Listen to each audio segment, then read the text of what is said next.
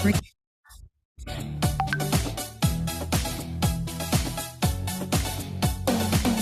నిమిషం నీ కోసం ఆగదు సోదరా, సందేశం ఇస్తుంది సమయం నీకేరా. ఎగిరే పక్షి నీ కోసం నేలకు రాదురా, సంకల్పం ఉంటే చాలు నింగి నీదేరా. నడవాలి గెలవాలి నీ కొరకే నీవు, కాదేది అనుకుంటే నీకేది బరువు. నీ విజయాలే ఓ చరిత్రలై రేపటి తరముకు పునాదిగా. ఏ నిమిషం నీ కోసం ఆగదు సోదరా, సందేశం ఇస్తుంది సమయం నీకేరా. ఎగిరే పక్షి నీ కోసం నేలకు రాదురా, సంకల్పం ఉంటే చాలు నింగి నీదేరా.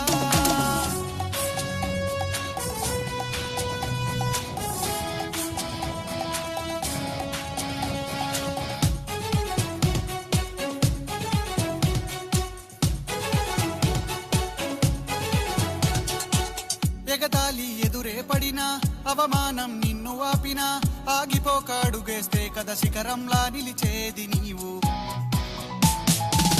అడ్డంకులు ఎన్ని వచ్చినా, అలసత్వం నిన్ను చేరినా, తలబడుతూ నిలబడితే కదా సమరంలో గెలిచేది నీవు.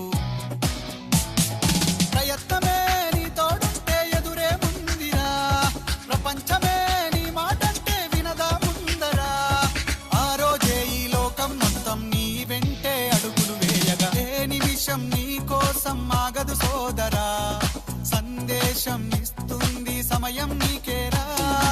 ఎగిరే పక్షి నీ కోసం నేలకు రాదురా, సంకల్పం ఉంటే చాలు నింగి నీదేరా.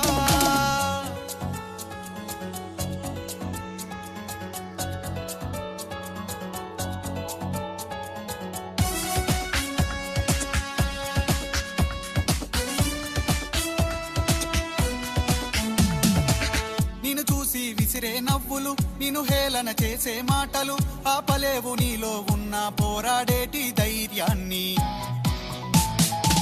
నీ కోసం చేసే కుట్రలు, నీపైనే వేసే నిందలు, దాచలేవు నీతో ఉన్న కొట్లాడేటి స్థైర్యాన్ని. ఈ శక్తిని మనలో నింపే మాటలు కావాలి, ఆ వేదిక ఉన్నది పదరా ముందుకు సాగాలి.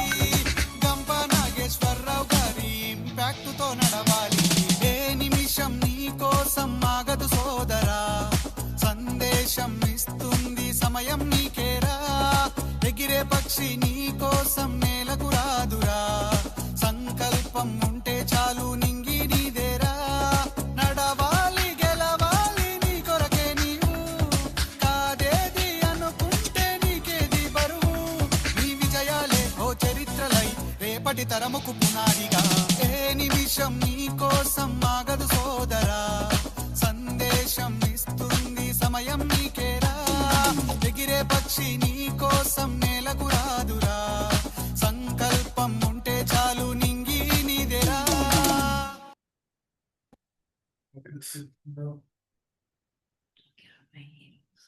అందరికీ హ్యాపీ మార్నింగ్ అండి. అలాగే పాశ్చాత్య దేశాల నుంచి హాజరవుతున్న వాళ్ళకి హ్యాపీ ఈవినింగ్. సత్యాధార తపస్థైలం దయావర్తి క్షమాశిఖ అంధకారే ప్రవేష్టవ్యే దీపోయం వార్యతాం యత్నతః. మన జీవితం కూడా దీపం లాంటిది. మనం జీవితంలో ప్రకాశించాలంటే సత్యం అనే బేస్ ఆర్ ద ఫౌండేషన్, అలాగే క్రమశిక్షణ అనే నూనె ఆయిల్, దయ అనే ఒత్తి విక్, అండ్ క్షమ ఫర్గివ్నెస్ అనే జ్వాల ద ఫ్లేమ్ ఉండాలి. ఎందుకంటే true happiness does not come from external achievements but from the inner virtues అని గుర్తు చేస్తున్న మన ఇంపాక్ట్ మరియు గురూజీ డాక్టర్ గంప నాగేశ్వరరావు గారికి హృదయపూర్వక పాదాభివందనాలు. ప్రపంచ ప్రఖ్యాతిగాంచిన ఇంపాక్ట్ యొక్క ఈ 7 AM IST వివేకవాణి ప్రోగ్రామ్కి అందరికీ స్వాగతం సుస్వాగతం. Yes, let us get into the extraordinary session today, and for that let me invite Satish sir, the General Secretary, please. గురు బ్రహ్మ గురు విష్ణు గురుదేవో మహేశ్వర. సో అలాగే మరి గురువులకి అందరికీ పాదాబంధనం చేస్తూ మనల కన్నా తల్లిదండ్రులకు కూడా హృదయపూర్వక ధన్యవాదాలు తెలుపుకుంటూ మరి మీ అందరికీ కూడా ఈరోజు ఈ సెషన్లోకి మనం అడుగుపెట్టామండి. ఈరోజు డే 8 అండి. సో వివేకవాణి తెల్లవారే మనకి చక్కటి వివేకాన్ని ఇస్తున్న వివేకవాణి సెషన్ కి స్వాగతం, సుస్వాగతం. So if you don't design your own life plan, chances are you will fall into another's design అండి. అంటే మీ జీవితానికి నువ్వే ప్రణాళిక కనుక సరైన ప్రణాళిక రచించుకోకపోతే సో వేరే వాళ్ళ ప్రణాళికలో మనం భాగం అయిపోతామండి. సో కాబట్టి ఇవన్నీ మనం డిజైన్ చేసుకోవాలంటే మనకి కావాల్సినటువంటి అద్భుతమైన అంశాలని ఈరోజు ఒక చక్కటి ఫైనాన్షియల్ లిటరసీ ఇవన్నీ కూడా మీకు ఒక్కొక్క రోజు ఒక్కొక్క టాపిక్ని అందిస్తూ ఈరోజు మరొక అద్భుతమైన మన లైఫ్ డిజైన్కి సంబంధించిన టాపిక్ మనం రావడం జరిగింది. సో ఇలాంటి టాపిక్ని అందజేసే ముందు మనకి మన యొక్క విజన్ అండ్ మిషన్ చదవలసిందిగా please welcome Kalavat madam. Ramarao sir please. Thank you అండి. అందరికీ శుభోదయం, హ్యాపీ మార్నింగ్ అండి. ముందుగా ఈ రోజు మన రామచంద్ర సార్ చెప్పినట్టుగా జ్యోతి వివేకవాణి జ్యోతిని వెలిగించిన మన గంపా నాగేశ్వర గురూజీ గారికి పాదాభివందనాలు. అలాగే మన రామచంద్ర సార్కి, అలాగే ఈ రోజు వివేకవాణికి వచ్చిన ఈ పార్టిసిపేట్స్ అందరికీ కూడా వివేకం నేర్చుకోవాలని అందరికీ పాదాభివందనాలు, శుభోదయం. అలాగే మా రీజన్ 4 నుంచి నేషనల్ వైస్ ప్రెసిడెంట్ గారు, అలాగే నేషనల్ ప్రెసిడెంట్ గారు ఆర్వీఆర్ గారు, ఉదయ భాస్కర్ గారు, రీజనల్ ప్రెసిడెంట్ బాలకృష్ణ గారు, సెక్రటరీ గారు సతీష్ గారు, అలాగే పేరు పేరున అందరినీ చెప్పుకుంటూ పాదాభివందనాలు తెలుపుకుంటూ శుభోదయం తెలుపుకుంటూ మన సెషన్ లోకి వెళ్లే ముందు మన స్పీకర్ గారిని ఇంట్రొడ్యూస్ చేసే ముందు మన ఐసే mission to create a harmonious and prosperous society in India where every home has a knowledgeable speaker and every village benefits from dedicated trainers. ఇంటికి ఒక స్పీకర్, ఊరికి ఒక ట్రైనర్, నవభారత నిర్మాణానికి రాళ్ళెత్తే కూలీలం మేము. ఐసే mission the aim of the organisation is the cultural life skills and soft skills to young generations. This will make them more responsible and committed to improve our society. Thank you sir, Ramarao sir, thank you. So next మరి ఈ రోజు మన speaker introduce చేయవలసిందిగా మన సుబ్బారావు సార్ని సాధారణంగా ఆహ్వానిస్తున్నాను. Please welcome sir. Thank you, sir. Dear friends, happy morning to all. We are all grateful to Guruji Dr. Gampa Nageshwara Garu for creating a wonderful platform to learn. I am thankful to Dr. RVR sir, NP, Uday sir, NVP, and Girip sir, RP Balakrishna sir, and special thanks to Ramchandra sir for his technical support, and Satish sir, and my colleague members for giving this opportunity.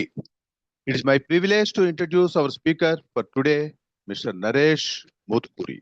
Mr. Naresh is a qualified cost accountant and a BCom taxation graduate with over 14 years of extensive experience in indirect taxation.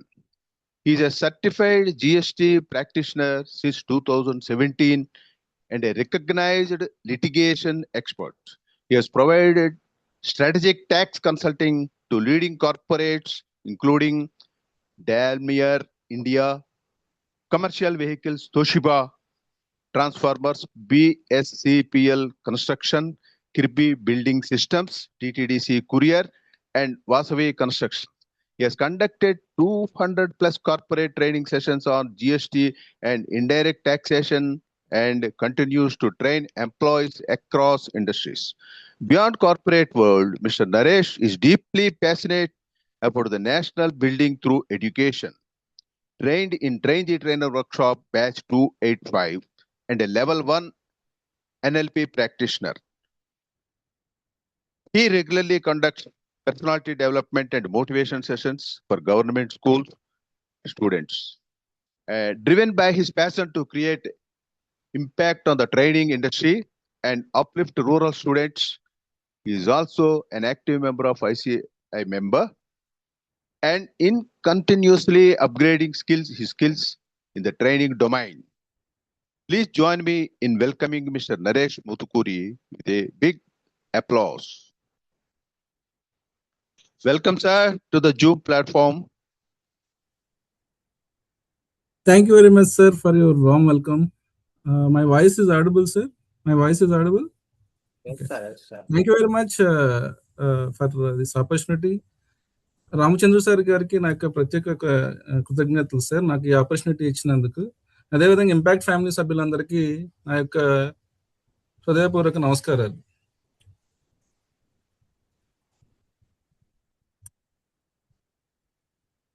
ఇక్కడ ఉన్న వాళ్ళు ఎంతమంది daily మన నిజ జీవితంలో మన రెస్టారెంట్స్కి వెళ్ళి ఒకసారి టిఫిన్ చేసినప్పుడు కానీ మనం బిల్ తీసుకుంటాం.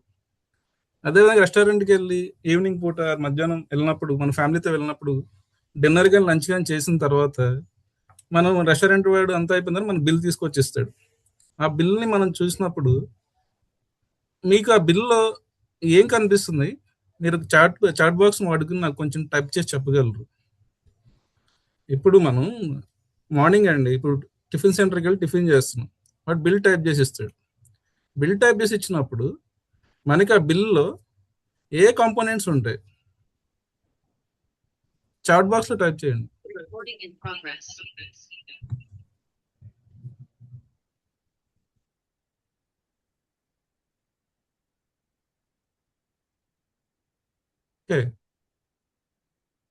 ఓకే, నార్మల్గా మనం ఎవ్రీ డే వాయిస్ ఇక్కడ డూప్లికేట్ అవుతుంది. ప్రతిరోజు డైలీ జీవితంలో మనం వాడే నిత్యావసర సరుకుల కాడి నుంచి చివరికి మనం వేసుకునే బట్టల కాడి నుంచి ప్రతిదీ మనం కొనుక్కుని వేసుకుంటాం. ఈ ప్రాసెస్లో ఏం జరుగుతుందని అంటే మీకు తెలియకుండానే మీరు గవర్నమెంట్కి ట్యాక్స్ని కడుతూ మీరు గవర్నమెంట్ యొక్క డెవలప్మెంట్లో మీరు పాలు పంచుకుంటున్నారు. సో ఈ రోజు మీకు నేను చెప్పే టాపిక్ ఏంటంటే వెరీ ఇంపార్టెంట్ టాపిక్. మీకు తెలియకుండా గవర్నమెంట్ ఏం చేస్తుందంటే మీ దగ్గర నుంచి ట్యాక్స్ కలెక్ట్ చేసేసి వాళ్ళ యొక్క డెవలప్మెంట్ కోసం వాడుకుంటుంది. ఈ సెషన్ యొక్క మెయిన్ ఇంపార్టెన్స్ ఏంటి అని అంటే కొంతమంది ఈ లాలో ఉన్న లూప్ హోల్స్ వాడుకుని వాళ్ళు ఏం చేస్తున్నారంటే యాక్చువల్గా వాళ్ళు జిఎస్టీ కలెక్ట్ చేయకూడదు, కానీ జిఎస్టీ నెంబర్ డిస్ప్లే చేసేసి వాళ్ళు మన కన్జ్యూమర్స్ దగ్గర నుంచి జిఎస్టీ కలెక్ట్ చేసి వాళ్ళు గవర్నమెంట్కి డిపాజిట్ చేయట్లేదు. సో అప్పుడు ఏమవుతుందని అంటే మనకి ఈ జిఎస్టీ సెషన్ మీద నాలెడ్జ్ లేకపోతే ఆ యొక్క లాస్ అనేది మనం బేర్ చేయాల్సి వస్తుంది. సో ఈ రోజు ఎంత ఇంపార్టెంట్ అంటే ఈ టాపిక్, దీన్ని నేర్చుకోవడానికి మీరు అందరూ సిద్ధంగా ఉన్నారా? Are you ready? Okay, thank you sir. Please share the screen.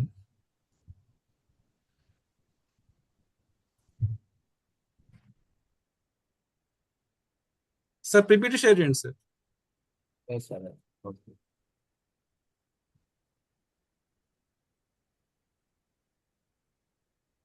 ఇప్పుడు జిఎస్టీ గురించి ఇక్కడ ఉన్న ఈ పార్టిసిపెంట్స్ లో జిఎస్టీ గురించి అవగాహన ఉన్న వాళ్ళు జిఎస్టీ అంటే ఏంటని చెప్పి మీ యొక్క చాట్ బాక్స్ లో టైప్ చేయండి సార్. జిఎస్టీలో మీరు చూసినప్పుడు మీకు ఇన్వాయిసెస్ లో ఏ ట్యాక్సెస్ మీరు చూస్తూ ఉంటారు, మీరు చాట్ బాక్స్ లో టైప్ చేయండి. చేస్తే ఏమవుతుందంటే మాకు ఐడియా వస్తుంది సార్. మీ యొక్క రిప్లై ఇస్తూ ఉంటే ఆ ఐడియాని బట్టి మనకి వీళ్ళకి indirect tax, right, goods and service tax, Shalini గారు goods and service tax, SGST and IGST, right. ఇంకా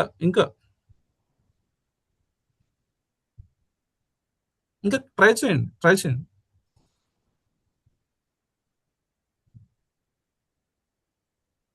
GST charge, service tax. Okay Satish sir, మా నేను షేర్ చేయనండి. చేస్తున్నాను. ఓకే, ఒకవేళ స్టక్ అయితే కనుక చెప్పండి. One tax state system, SGST, GST, IGST, goods and service tax. Good. Okay. GST అంటే ఏంటంటే name it self it is indicating goods and service tax.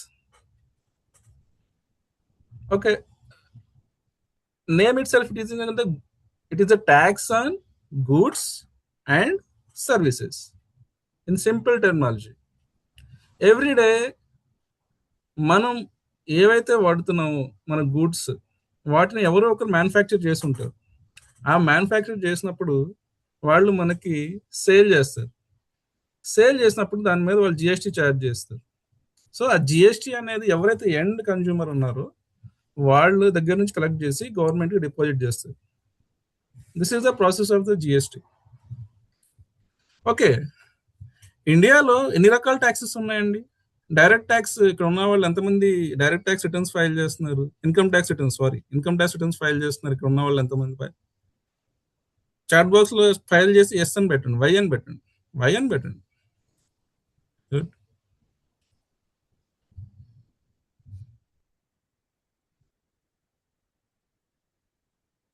Taxes are 2 types. మన ఇండియన్ టాక్సేషన్ సిస్టంలో direct tax and indirect tax. Direct tax and indirect tax అనే 2 ఉన్నాయండి. Direct tax అంటే ఏంటనంటే tax liability and payment ఒకటే person చేస్తారు. ఆ ఒక్క సింగిల్ పర్సనే ట్యాక్స్ లయబిలిటీ ఆ పర్సన్ పైన ఉంటుంది. అదేవిధంగా ఆ పర్సనే వెళ్ళి ట్యాక్స్ తీసుకుని డిపార్ట్మెంట్ దగ్గర డిపాజిట్ చేస్తాడు. ఇది డైరెక్ట్ ట్యాక్స్. ఈ డైరెక్ట్ ట్యాక్స్ ఎగ్జాంపుల్స్ ఏంటంటే income tax, property taxes and security transaction taxes and wealth tax, gift tax. These are the direct taxes. ఈ కేసెస్ లో ఏమవుతుందంటే మనమే డైరెక్ట్ గా ట్యాక్స్ అని తీసుకెళ్లి డిపార్ట్మెంట్ కి డిపాజిట్ చేస్తాం. ఆ లయబిలిటీ కూడా మన మీదే ఉంటుంది. So in direct taxes it is directly liable to the person. అదేవిధంగా ఇన్కమ్ ట్యాక్స్కి వచ్చేటప్పటికి మీ యొక్క ఇన్కమ్ పెరిగే కొద్దిగా ఏమవుతుందంటే మీరు కట్టే ట్యాక్స్ కూడా ఇంక్రీజ్ అవుతూ ఉంటుంది. ఇండైరెక్ట్ ట్యాక్స్ అంటే ఏంటి అని అంటే ఇండైరెక్ట్ ట్యాక్స్ లో ఏం జరుగుతుందంటే మీ ట్యాక్స్ అనేది ఎండ్ కన్జ్యూమర్ ఎవరైతే ఉన్నారో ఆ కన్జ్యూమర్ దగ్గర నుంచి కలెక్ట్ చేసి ఆ ట్యాక్స్ ని ఎండ్ కన్జ్యూమర్ దగ్గర నుంచి కలెక్ట్ చేసి తీసుకుని వెళ్ళి ఎవరైతే సప్లయర్ ఆఫ్ ది గూడ్స్ ఆ supplier of the service provider ఉన్నారో ఆయన తీసుకెళ్లి గవర్నమెంట్ డిపాజిట్ చేస్తాడు. ఇక ట్యాక్స్ లయబిలిటీ అనేది ఒక పర్సన్ మీద ఉంటుంది. ఫర్ ఎగ్జాంపుల్ నేను ఒక మొబైల్ కొన్నానండి. మొబైల్ కొన్నది నేను. మొబైల్ మీద 18% GST. ఫర్ ఎగ్జాంపుల్ 20,000 మొబైల్ నేను కొంటే 3,600 రూపీస్ ట్యాక్స్ నేను తీసుకెళ్లి షాప్ వాడికి మొత్తం 23,600 రూపీస్ షాప్ వాడికి బిల్ పే చేస్తాను. బిల్ పే చేసినప్పుడు వాడేం చేశాడు, నేను ఏదైతే ట్యాక్స్, నేను ఎండ్ కన్జ్యూమర్ కాబట్టి నేను ఏదైతే ట్యాక్స్ ని షాప్ వాడికి పే చేశానో వాడు ఆ ట్యాక్స్ ని తీసుకుని వెళ్ళి గవర్నమెంట్ కి డిపాజిట్ చేస్తాడు. ఇండైరెక్ట్ ట్యాక్స్ అనేది కన్జంప్షన్ చేసిన వాడేమో ట్యాక్స్ పే చేస్తాడు. ఎవరైతే ఆ మధ్యలో మీడియేటర్ ఉన్నారో వాళ్ళు తీసుకెళ్లి గవర్నమెంట్ డిపాజిట్ చేస్తారు. Direct tax on individual. Sir screen share అవ్వట్లేదు సార్. ఎస్ సార్, నేను షేర్ చేస్తున్నాను సార్. Okay madam.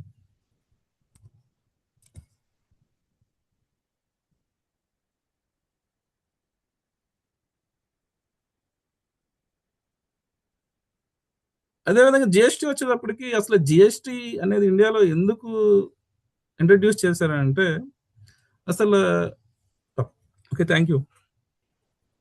మనం డైలీ న్యూస్ పేపర్లో చూస్తూ ఉన్నాం. రీసెంట్గా ఎస్టర్డే న్యూస్ అండి అది. ITC fraud worth ₹74,782 crores detected in the financial year 26. Maharashtra, Gujarat lead. Daily ఇది ఎస్టర్డే న్యూస్ పేపర్. ఏమైందంటే ఈ సంవత్సరం ఈ ఫైనాన్షియల్ ఇయర్లో 74,782 కోట్ల ట్యాక్స్ ని ఫ్రాడ్ ఇన్పుట్ ట్యాక్స్ క్రెడిట్ ని అవైల్ చేశారు. అదేవిధంగా రీసెంట్ గా డిపార్ట్మెంట్ ఇచ్చిన నోటీసులో జమ్మూ అండ్ కాశ్మీర్ బ్యాంక్ కి ఒక 16,000 కోట్లకి నోటీస్ ఇచ్చారు.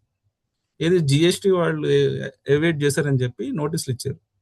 న్యూ ఇండియా ఇన్సూరెన్స్ కంపెనీకి 2,298 కోట్లకి నోటీస్ ఇచ్చారు.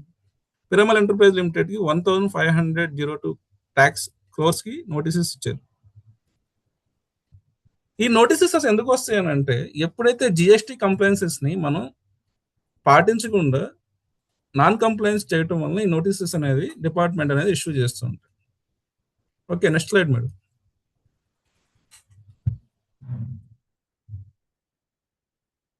Madam, next slide. Okay. Already I discussed what is the direct tax and what is indirect tax. Okay, direct tax అంటే ఏంటి? Direct tax is directly paid by the taxpayer to the government. Liability and tax burden lies on the same person. Examples: income tax, personal property tax, capital gains tax and STT tax. ఇక్కడ ఒక example తీసుకుంటే mister Ramesh అనే ఒక person, ఆయన 15 lakhs annual income earn చేస్తున్నారండి. దాని మీద 1.2 lakhs అనేది ట్యాక్స్ కట్టాల్సి ఉంది. ఆయన ఆ అమౌంట్ని డైరెక్ట్గా డిపార్ట్మెంట్కి ఇన్కమ్ ట్యాక్స్ రిటర్న్ ఫైల్ చేసి డిపార్ట్మెంట్కి పే చేస్తాడు. సో ఇన్కమ్ ట్యాక్స్ అనేది డైరెక్ట్ ట్యాక్స్. ఇప్పుడు అదేవిధంగా ఇండైరెక్ట్ ట్యాక్సెస్కి వచ్చేటప్పటికి a tax collection from the customer and paid to the government, liability lies on the consumer, tax burden lies on the supplier. Okay. Examples ఏంటంటే GST, goods and service tax, and custom duty and excise duty. Example already brief. For purchase a mobile, 20,000 GST 18% 3,000 total cost paid 23,600. Who pays the GST? ఎవరు pay చేస్తారండి ఇక్కడ GST? Chat box ఒకసారి వాడుకుని మీరు reply అవ్వచ్చండి. GST pay చేసినప్పుడు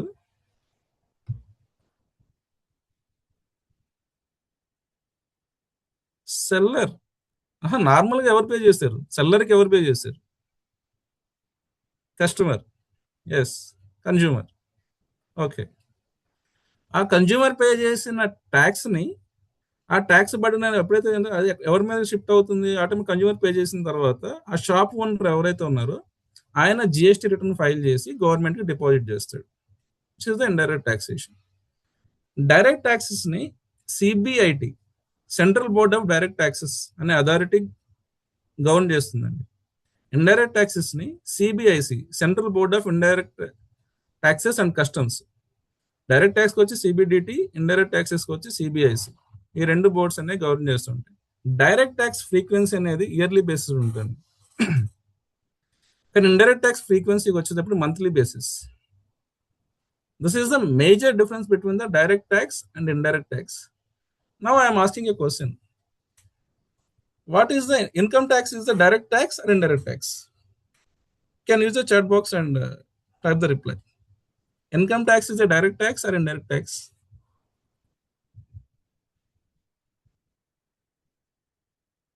Good. Excise duty is the direct tax or indirect tax? Excise duty, indirect tax. Okay. The concept of the direct tax, indirect tax, this is very clear. The topic what we are discussing today is the indirect tax. Goods and service tax lies under the indirect tax. దాన్ని CBIC అనే board govern చేస్తుంది. దాని యొక్క authority CBIC, central board of indirect taxes and customs department, జిఎస్టీని monitor చేస్తూ ఉంటుంది. దీన్ని ఎలా పే చేస్తాం? మంత్లీ పే చేస్తాం. Okay madam, next slide madam.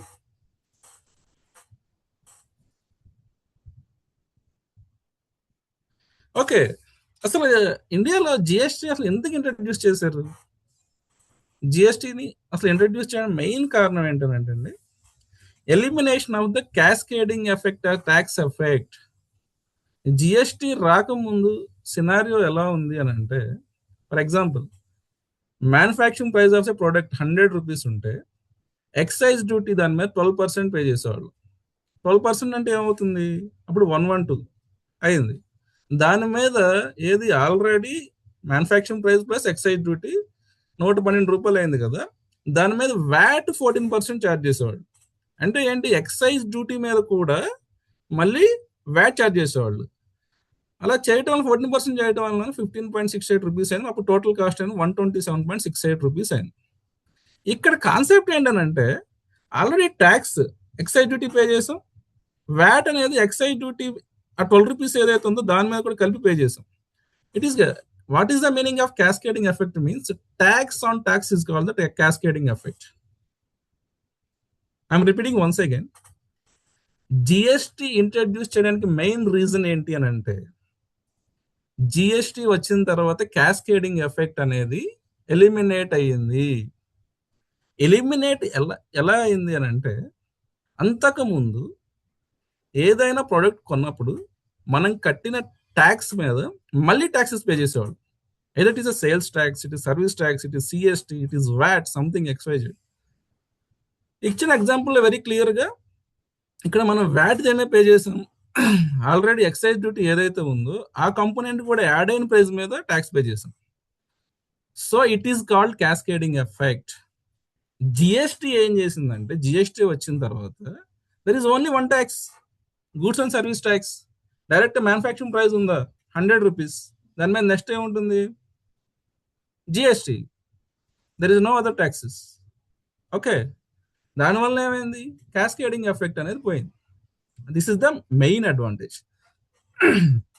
తర్వాత one tax across the nation, మొత్తం మన ఇండియాలో ఉన్న అన్ని స్టేట్స్ కలిపి ఒకటే ట్యాక్స్ అప్లికబుల్ అండి, that is goods and service tax. Okay, next uniform complaints, all will file the same returns, same complaints. ఇక్కడ జిఎస్టీలో జమ్మూ కాశ్మీర్లో ఉన్నవాడికి కూడా అదే కంప్లైంట్స్, హైదరాబాద్లో ఉన్న తెలంగాణలో ఉన్న వాళ్ళకి కూడా అదే కంప్లైంట్స్, అక్కడ మహారాష్ట్రలో ఉన్న వాళ్ళకి కూడా అదే కంప్లైంట్స్. ఎవరైనా సరే GST return GSTR 1, GSTR 3B basing on the business model, annual return GST returns, ఆ మోడల్ ప్రకారం వాళ్ళు ఫైల్ చేయాల్సిందే. కానీ అందరికి ఒకటే యూనిక్ సిస్టమ్ అండి. అంతకుముందు ఏముండేదనంటే డిఫరెంట్ స్టేట్లో డిఫరెంట్ టైప్స్ ఆఫ్ రిటర్న్స్ ఉండేది.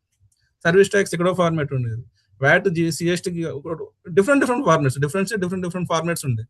ఇప్పుడు అలా కాదు, యూనిఫామ్ గా అందరికి కలిపి ఒకటే రిటర్న్స్, ఒకటే రిటర్న్ ఫార్మ్, ఒకటే complaints. This is called one nation one tax. Burden lies on the end customer. చివరిగా జిఎస్టీ అనే బర్డన్ ఎవరి మీద పడుతుంది? ఎండ్ యూజర్ ఎవరైతే ఉన్నారో, చివరికి ఎవరైతే కన్జ్యూమ్ చేస్తున్నారో, ఆ సర్వీస్ ని ఎవరైతే కన్జ్యూమ్ చేస్తున్నారో, ఆ గూడ్స్ ని ఎవరైతే చివరిగా వాడుతున్నారో వాళ్ళ దగ్గర నుంచి ట్యాక్స్ కలెక్ట్ చేసి, ఎవరైతే ట్యాక్స్ కలెక్ట్ చేసి ఆ ట్యాక్స్ ని తీసుకుని వెళ్ళి గవర్నమెంట్ కి డిపాజిట్ చేస్తారు. ఓకే, ఇప్పుడు ఈ జిఎస్టీ యాక్ట్ కి సంబంధించి అసలు రిలవెంట్ యాక్ట్స్ ఏంటి? Central goods and service tax act 2017. ఇందులో మొత్తం 174 సెక్షన్స్ ఉన్నాయి, 3 షెడ్యూల్స్ ఉన్నాయి, అలాగే 168 రూల్స్ ఉన్నాయి, 200 ఫార్మ్స్ ఉన్నాయి, యాక్ట్స్ ఇవన్నీ. State goods and service tax act 2017 same, central goods and service tax ఏదైతే ఉందో స్టేట్ కూడా సేమ్ యాజ్ ఇట్ ఈస్ గా అదే ఉంటుంది. ఎప్పుడైతే సెంట్రల్ గవర్నమెంట్ యాక్ట్ ప్రవేశపెట్టిందో దాన్ని తీసుకొచ్చి ఏం చేస్తుంది, ఈచ్ స్టేట్ కి ఫార్వర్డ్ చేసి మీ యొక్క అసెంబ్లీలో మీరు యాక్ట్ ను పాస్ చేసుకుని మీ స్టేట్ అనుగుణంగా మీరు యాక్ట్ ని ప్రిపేర్ చేసుకోమని చెప్పొస్తుంది. But it is equally same to the central goods and service tax act. ఆ తర్వాత integrated goods and service tax act 2017. ఇందులో టోటల్ గా 26 సెక్షన్స్ ఉన్నాయి. There is no separate rules. ఎక్కడైతే సిజిఎస్టీ రూల్స్ ఏవైతే ఉన్నాయో అవే అన్ని యాక్ట్స్ కి అప్లికబుల్ అవుతాయి. ఆ 168 రూల్స్ ఏవైతే ఉన్నాయో అవే అన్ని యాక్ట్స్ కి అప్లికబుల్ అవుతాయి. అదే విధంగా ఇంకా ఏముంటాయి అని అంటే డిఫరెంట్ నోటిఫికేషన్స్ వస్తాయి, డిఫరెంట్ సర్క్యులర్స్ ఇష్యూ చేస్తారు, different advisories, different directions, different orders. ఇవన్నీ ఎవరు ఇష్యూ చేస్తారంటే సిబిఐసి వాళ్ళు ఇష్యూ చేస్తారు. ఎందుకు సిబిఐసి వాళ్ళు ఇష్యూ చేస్తారు? Central board of indirect taxes and customs, they are the governing authority of the indirect taxation. Okay, ఇప్పుడు వరకు చెప్పిందంతా బాగానే ఉంది. అసలు ఈ రిటర్న్స్ ఫైల్ చేయాలంటున్నారు, అంతా ఒకటే నేషన్ ఒకటే ట్యాక్స్ అంటున్నారు. అసలు ఇవన్నీ మనం ఎక్కడ డిక్లేర్ చేస్తాం అంటే జిఎస్టీ పోర్టల్ ఉంటుంది. ఆ జిఎస్టీ పోర్టల్ www.gst.gov.in. ఆ పోర్టల్లోకి వెళ్ళి మన జిఎస్టీ లాగిన్ ఐడి ఎంటర్ చేసి పాస్వర్డ్ ఎంటర్ చేస్తే మన డాష్ బోర్డ్ ఓపెన్ అవుతుందండి. ఆ డాష్ బోర్డ్ని బేస్ చేసుకుని మనం జిఎస్టీ రిటర్న్స్ ఫైల్ చేయటం, మనం పేమెంట్స్ చేయటం ఇవన్నీ చేస్తాం. అదేవిధంగా ఇప్పుడు నేను పైన చెప్పిన యాక్ట్స్ ఇవన్నీ ఉన్నాయి కదా, ఆ యాక్ట్స్, సెక్షన్స్, షెడ్యూల్స్ ఇవన్నీ మనం సంబంధించిన డేటా, సంబంధించిన అప్డేట్స్ ఇవన్నీ మనకి ఎక్కడ దొరుకుతాయి అంటే cbic.gov.in వెబ్సైట్లో దొరుకుతాయి. మీరు సింపుల్గా ఈ వెబ్సైట్కి వెళ్తే అక్కడ మీకు ట్యాబ్ ఓపెన్ అయిన తర్వాత అక్కడ యాక్ట్స్ అని ఉంటాయి, డైరెక్ట్గా అన్ని ఇండైరెక్ట్ ట్యాక్స్ యాక్ట్స్ అని అక్కడ డిస్ప్లే అవుతాయి. మీరు దాని మీద క్లిక్ చేసి మీరు చూసుకోవచ్చు నిజంగా ఇందులో 174 సెక్షన్స్ ఉన్నాయా లేదా, నిజంగా 3 షెడ్యూల్స్ ఉన్నాయా లేదా, నిజంగా 168 రూల్స్ ఉన్నాయా లేదా అని ఒకసారి మీరు చెక్ చేయండి. ఈ cbic.gov.in లోకి వెళ్ళి ఒకసారి మీరు చెక్ చేసే ప్రయత్నం చేయండి. ఓకే, ఇప్పుడు మీరు చెప్పండి, అసలు జిఎస్టీ ఇండియాలో ఇంట్రడ్యూస్ చేయడానికి మెయిన్ రీజన్ ఏంటి? చాట్ బాక్స్ టైప్ చేయండి, మెయిన్ రీజన్ ఏంటి? Main reason anyone? Cascading effect ని ఎలిమినేట్ చేయడం. క్యాస్కేడింగ్ ఎఫెక్ట్ ని ఎలిమినేట్ చేయడం అంటే what is cascading effect? Tax on the tax is called the cascading effect. Okay, అది ఎలిమినేట్ అయింది. తర్వాత okay, it is one nation one tax, uniform compliance, it is all fine. Okay, next slide madam. Goods and service tax act. అసలు ఈ goods and service tax act already మనం ముందు చెప్పుకున్నట్టు meaning ఏంటంటే, any tax on supply of goods or services are both except taxes on the supply of alcohol, liquor for human consumption, petrol, diesel. It extends to whole India with effect from 1st July 2017. GST అనేది 1st July 2017 నుంచి effective లోకి వచ్చింది ఇండియాలో. నార్మల్గా అంతకుముందు కొన్ని acts ఏంటంటే ఒక క్లాజ్ ఉండేది, ఎక్సెప్ట్ జమ్మూ అండ్ కాశ్మీర్ అని. మన ఏ యాక్ట్ వచ్చినా సరే జమ్మూ అండ్ కాశ్మీర్కి అప్లికబుల్ కాదు. బట్ జిఎస్టీకి వచ్చేటప్పటికి ఏంటంటే it extends whole of India including Jammu and Kashmir. Okay, ఇప్పుడు జిఎస్టీ వచ్చింది కదా, జిఎస్టీ వచ్చిన తర్వాత ఏ ట్యాక్సెస్ అన్ని అబాలిష్ అయిపోయి జిఎస్టీ వచ్చిందంటే central taxes, central excise duty, additional duties of excise, excise duty levied under medicinal and toilet preparation act, additional duties of CVD customs and service tax, surcharges and cess. ఈ central taxes అన్ని కలిపి IGST అయిపోయింది. IGST అంటే integrated goods and service tax.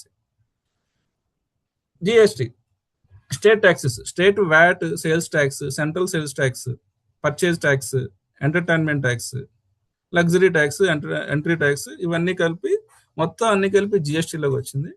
ఇప్పుడు మీరు already chat box type చేశారు కదా, చాలా మంది జిఎస్టీ అంటే ఏంటంటే సిజిఎస్టీ, ఎస్జిఎస్టీ, ఐజిఎస్టీ ఇలా చెప్పారు కదా. సిజిఎస్టీ అంటే central goods and service tax, SGST అంటే state goods and service tax act, IGST అంటే integrated goods and service tax act. It is clear? చెప్పేదాన్ని అర్థం అవుతుందా? అర్థం కాకపోతే చాట్ బాక్స్ లో టైప్ చేయండి, I will try to resolve. Okay okay okay, this classification the 3 types of taxes. అసలు ఎప్పుడు ఐజిఎస్టీ వస్తుంది, ఎప్పుడు సిజిఎస్టీ, ఎస్జిఎస్టీ వస్తుంది అనేది మనం తెలుసుకోగలగాలి. ఓకే, అసలు నార్మల్గా జిఎస్టీలో ఏ పర్సంటేజ్ ఆఫ్ ట్యాక్సెస్ మీరు చూసారు? చాట్ బాక్స్ లో టైప్ చేయండి. ఎంత పర్సంటేజ్ మీరు చూసారు ఇప్పుడు వరకు? 1% చూసారా, 0% చూసారా, సంథింగ్ 5% చూసారా, 12% చూసారా? ఎంత పర్సెంట్ మీరు చూసిన ఇన్వాయిసెస్ లో ఎక్కడో చోట మీరు అబ్జర్వ్ చేసి ఉంటారు కదా. మీ ఐడియాలజీ ప్రకారం, మీకు నాలెడ్జ్ ఉన్న ప్రకారం ఎంత పర్సంటేజ్ ఆఫ్ ట్యాక్స్ జిఎస్టీ మీద అప్లికబుల్ అయి ఉండొచ్చు? 12 and 18%, 5. Excellent. Okay okay okay, thank you. Prevailing GST slab rates, sir, first is the 0%, second is the 5%, third is the 12%, and fourth is 18% and 28%. And maximum slab rate is the 40%. Okay, gold మీద GST ఉందా అండి? మనం gold jewellery కొంటూ ఉంటాం కదా షాపుల దగ్గరికి వెళ్ళి, గోల్డ్ మీద జిఎస్టీ ఉందా? Say yes sir, no? Yes yes yes yes. ఎంత పర్సంటేజ్ ఉందండి? ఎవరికైనా ఐడియా ఉంది ఎంత పర్సంటేజ్ ఉన్నది? నో అండి, 18% కాదు. గోల్డ్ మీద only 3% is applicable. Yes yes, gold మీద ఓన్లీ 3% ఈజ్ అప్లికబుల్. ఎందుకు ఈ నాలెడ్జ్ అవసరం అంటే, మీరు రేపు పొద్దున్న ఎవడో గోల్డ్ షాప్కి వెళ్ళి 18% జిఎస్టీ అప్లికబుల్ అన్నారనుకోండి, నార్మల్గా 3% అప్లికబుల్ అవుద్ది. ఫర్ ఎగ్జాంపుల్, మీరు ఒక 1 lakh జ్యువెలరీ కొన్నారండి, వాడు 18% జిఎస్టీ వేస్తే 18,000 అవుద్ది. మీరేం చేశారు? మీకు లా మీద ఐడియా లేకపోతే ఆ 1,18,000 పే చేసి వచ్చారు మీరు. కానీ యాక్చువల్ రేట్ ఎంత? 3%. నార్మల్గా మీరు కట్టాల్సింది ఎంత? 3,000. అందుకే నేను చెప్పేది ఏంటంటే, it is very important. Indirect tax అనేది మీకు తెలియకుండా మీ జేబులోంచి డబ్బులు లాగేసుకుంటుంది గవర్నమెంట్. గవర్నమెంట్ లాక్కుంటే పర్వాలేదు, ఇక్కడ షాప్స్ వాళ్ళు, కొంతమంది డీలర్స్, కొంతమంది మ్యానుఫ్యాక్చరింగ్ ఏజెంట్స్ ఏం చేస్తున్నారంటే, జనాలకి నాలెడ్జ్ లేకపోవడం వలన వాళ్ళ దగ్గర ఎక్కువ ట్యాక్సెస్ కలెక్ట్ చేస్తున్నారు. ఆ ఎక్కువ ట్యాక్సెస్ కలెక్ట్ చేసి వాళ్ళు మాత్రం పే చేసి, ఫర్ ఎగ్జాంపుల్ ఆయన ప్రొడక్ట్ అనేది 3% or 5%, 12% లోకి క్లాసిఫై అవుతుంది అనుకో, ఈయన ఏం చేస్తున్నాడు, మన దగ్గర నుంచి 28% కలెక్ట్ చేస్తున్నాడు, అరే 18% కలెక్ట్ చేస్తున్నాడు. ఆ కలెక్ట్ చేస్తే ఏమవుతుంది, రిటర్న్ ఫైల్ చేసేటప్పుడు మాత్రం ఆ 12% పే చేస్తున్నాడు. ఆ డిఫరెన్స్ అమౌంట్ ఏదో ఉందో ఆయన పాకెట్లో వేసుకుంటున్నాడు. అది ఆయనకి బెనిఫిట్, నాలెడ్జ్ లేకపోవడం వల్ల మనకి loss. Okay, maximum tax slab అనేది 40% అండి. ఈ 40% ప్రజెంట్ లగ్జరీ కార్స్ మీద, నికోటిన్ టొబాకో ప్రొడక్ట్స్ వాటి మీద ఉంది. ఓకే, తర్వాత అసలు ఈ ట్యాక్స్ రేట్స్ అసలు దేని బేస్ మీద డిసైడ్ చేస్తారంటే హెచ్ఎస్ఎన్ కోడ్స్. అవి గూడ్స్, మన గూడ్స్ అండ్ సర్వీస్ ట్యాక్స్ కదా. ఒక గూడ్స్ అనుకోండి, హెచ్ఎస్ఎన్ కోడ్, హార్మోనైజ్ సిస్టమ్ నోమెన్క్లేచర్. ఆ ఎగ్జాంపుల్ మిల్క్ అనుకోండి, 1110 సంథింగ్ అలా ఉంటుంది, 6 digits 8 digits. ఆ డిజిట్ ఆ హెచ్ఎస్ఎన్ కోడ్ టైప్ చేయగానే దానికి అగైనెస్ట్ గా మీ ట్యాక్స్ పర్సెంటేజ్ అంతానే డిస్ప్లే అవుతుంది. గూడ్స్ కి అయితే హెచ్ఎస్ఎన్ కోడ్, సర్వీసెస్ కి అయితే SAC, service accounting code. Okay, ఇవి కోడ్స్ ఎందుకు ఇంపార్టెంట్ అని అంటే, మనం ట్యాక్స్ ఇన్వాయిస్ లో మనం ఆ ప్రోడక్ట్ యొక్క డిస్క్రిప్షన్ ఇస్తాం, ఆ డిస్క్రిప్షన్ బట్టి కోడ్ మెన్షన్ చేస్తాం. ఆ హెచ్ఎస్ఎన్ కోడ్కి ఎంతైతే ట్యాక్స్ ఉందో అంతే నువ్వు పే చేయాలి, అంతకన్నా ఎక్కువ తక్కువ పే చేయడానికి లేదు. అంతకన్నా ఎక్కువ పే చేసావు అనుకో అది నీ క్లాస్, తక్కువ పే చేస్తే గవర్నమెంట్ అది ఆటోమేటిక్గా రికవర్ చేస్తుంది తర్వాత నోటీస్ ఇచ్చి. ఓకే, జిఎస్టీ అనేది ఎప్పటి నుంచి వచ్చిందండి ఇండియాలోకి? జిఎస్టీ అనేది with effective from the which date ఇండియాలో ఇంట్రడ్యూస్ అయింది? 2017 right, date 1 July. Types of taxes ఏంటండి? IGST, CGST and SGST. SGST అంటే state goods and service tax. అదే యూనియన్ టెరిటరీస్ అయితే UTGST, union territory goods and service tax.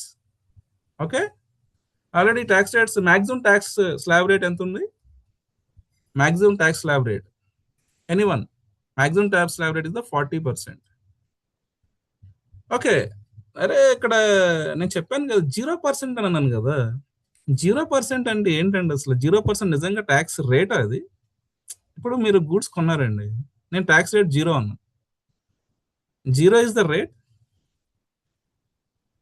0 is the rate? 0 is the rate. దీన్ని ఎక్కడ వాడతారంటే exports దగ్గర వాడతారు. Exports are 0 rated. ఎందుకు? No sir, it is not exempted. Chat box లో type చేస్తే it is not exempted, it is 0 rated. Exempted means nil. Exempted means nil, దానికి అసలు రేట్ ఉండదు. మీరు 0 అని చెప్పకూడదు. 0 అని చెప్తే ఏమవుతుందంటే 0 రేటెడ్ అని అంటే మన ఎక్స్పోర్ట్స్ ని ఏదైతే ఉన్నాయో వాటిని 0 రేటెడ్ కింద క్లాసిఫై చేసాం. ఎందుకు 0 రేటెడ్ కింద క్లాసిఫై చేసాం? ఎక్స్పోర్ట్స్ ఏవైతే ఉన్నాయో వాటిని ఎక్స్పోర్ట్స్ చేయడం వలన ఇండియాకి వచ్చే మెయిన్ బెనిఫిట్ ఏంటంటే ఫారిన్ కరెన్సీ రెమిటెన్సెస్ అనే ఇండియాకి రావడం వలన ఇండియా ఫారిన్ కరెన్సీ రిజర్వ్స్ పెరుగుతాయి. సో ఆ బెనిఫిట్ వలన మళ్ళీ అదే విధంగా 2 డిఫరెంట్ కంట్రీస్ మధ్య ట్రేడ్ రిలేషన్స్ అనేవి ఇంప్రూవ్ అవుతాయి. ఆ కారణం వలన ఎక్స్పోర్ట్స్ ని 0 రేటెడ్ చేశారు. 0 రేట్ ఉంది కదా అని చెప్పి it is not exempted, it is taxable. Away goods ఇండియాలో అమ్మితే ఈ 5%, 12%, 18%, 28% ఆ స్లాబ్ ట్యాక్స్ రేట్స్ అప్లికబుల్ అవుతాయి. It is clear? 0 rate is tax rate. ఆ 0 రేట్ ఉన్నాయి కూడా ట్యాక్సబుల్ గూడ్సే. ఓకే, 0 రేట్ ఉంది కదా అని చెప్పి ఎగ్జామ్టెడ్ అని చెప్పి బ్లైండ్ గా చెప్పొద్దండి. ఎగ్జామ్టెడ్ అంటే it is a nil. Are you understanding or not? అర్థమైతే థమ్స్ అప్ చూపించండి. Okay madam, next slide. Okay, ఇక్కడ మీకు ఒక క్వశ్చన్ అడుగుతున్నానండి.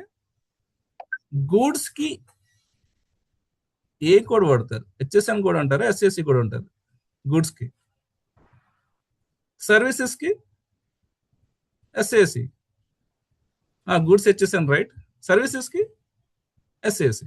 ఓకే, ఈ కోడ్స్ ఎందుకనంటే ఈ కోడ్స్ని బట్టి మన జిఎస్టీ రేట్స్ అనేవి డిఫైన్ అవుతాయి. తర్వాత అసలు జిఎస్టీ రిజిస్ట్రేషన్ అవసరమా? జిఎస్టీ రిజిస్ట్రేషన్ మనం తీసుకోవాలా? జిఎస్టీ రిజిస్ట్రేషన్ తీసుకోకపోతే ఏం జరుగుతుంది? జిఎస్టీ రిజిస్ట్రేషన్ తీసుకోవాలా? Yes or no? Yes. Okay, GST registration ఎప్పుడు తీసుకోవాలని అంటే దానికి స్పెసిఫిక్ టర్న్ ఓవర్ లిమిట్స్ ఉన్నాయండి. ఎక్స్క్లూజివ్ నువ్వు గూడ్స్ సప్లై చేస్తే అప్ టు 40 lakhs వరకు నీకు జిఎస్టీ రిజిస్ట్రేషన్ అవసరం లేదు. ఎక్స్క్లూజివ్లీ గూడ్స్ అయితే. It is exclusively services 20 lakhs. నువ్వు నేను గూడ్స్ సప్లై చేస్తాను, సర్వీసెస్ సప్లై చేస్తాను అంటే అప్పుడు నీ turn over limits 20 lakhs. Okay, ఆ 20 lakhs టర్న్ ఓవర్ ఎప్పుడైతే నీ దాటావో అప్పుడే జిఎస్టీ రిజిస్ట్రేషన్ నువ్వు తీసుకోవాలి. లేదు సార్ నా turn over limit 20 lakhs దాటలేదు, 40 lakhs దాటలేదు, నేను జిఎస్టీ రిజిస్ట్రేషన్ తీసుకుంటానంటే వాలంటరీగా తీసుకోవచ్చు. వాలంటరీగా నీ టర్న్ ఓవర్ 0 అయినా సరే నువ్వు తీసుకోవచ్చు. వాలంటరీగా తీసుకుంటే ఏంటంటే ఇమీడియట్గా ఎవ్రీ మంత్ నువ్వు రిటర్న్స్ ఫైల్ చేయాలి, ఈ కంప్లైన్సెస్ అన్ని ఫాలో అవ్వాలి, రిటర్న్స్ అన్ని ఒక రికార్డ్స్ మెన్షన్ చేయాలి. ఇదంతా కంప్లైన్స్ అయితే మాత్రం ఈవెన్ నీకు 100 కోట్ల టర్న్ ఓవర్ ఉన్న అదే కంప్లైన్స్, 1000 కోట్ల టర్న్ ఓవర్ ఉన్న అదే కంప్లైన్స్, 1,00,000 కోట్ల టర్న్ ఓవర్ ఉన్న అదే compliance, even you don't have the turnover, even your turnover is 0, same complaints.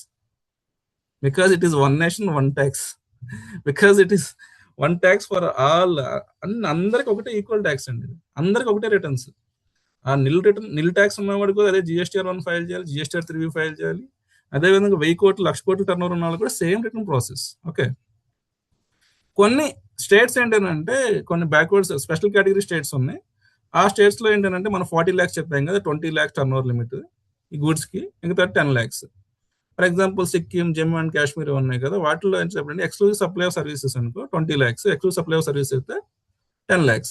ఇలా నీ జిఎస్టీ నెంబర్లో మొత్తం GST number it contains 15 numbers.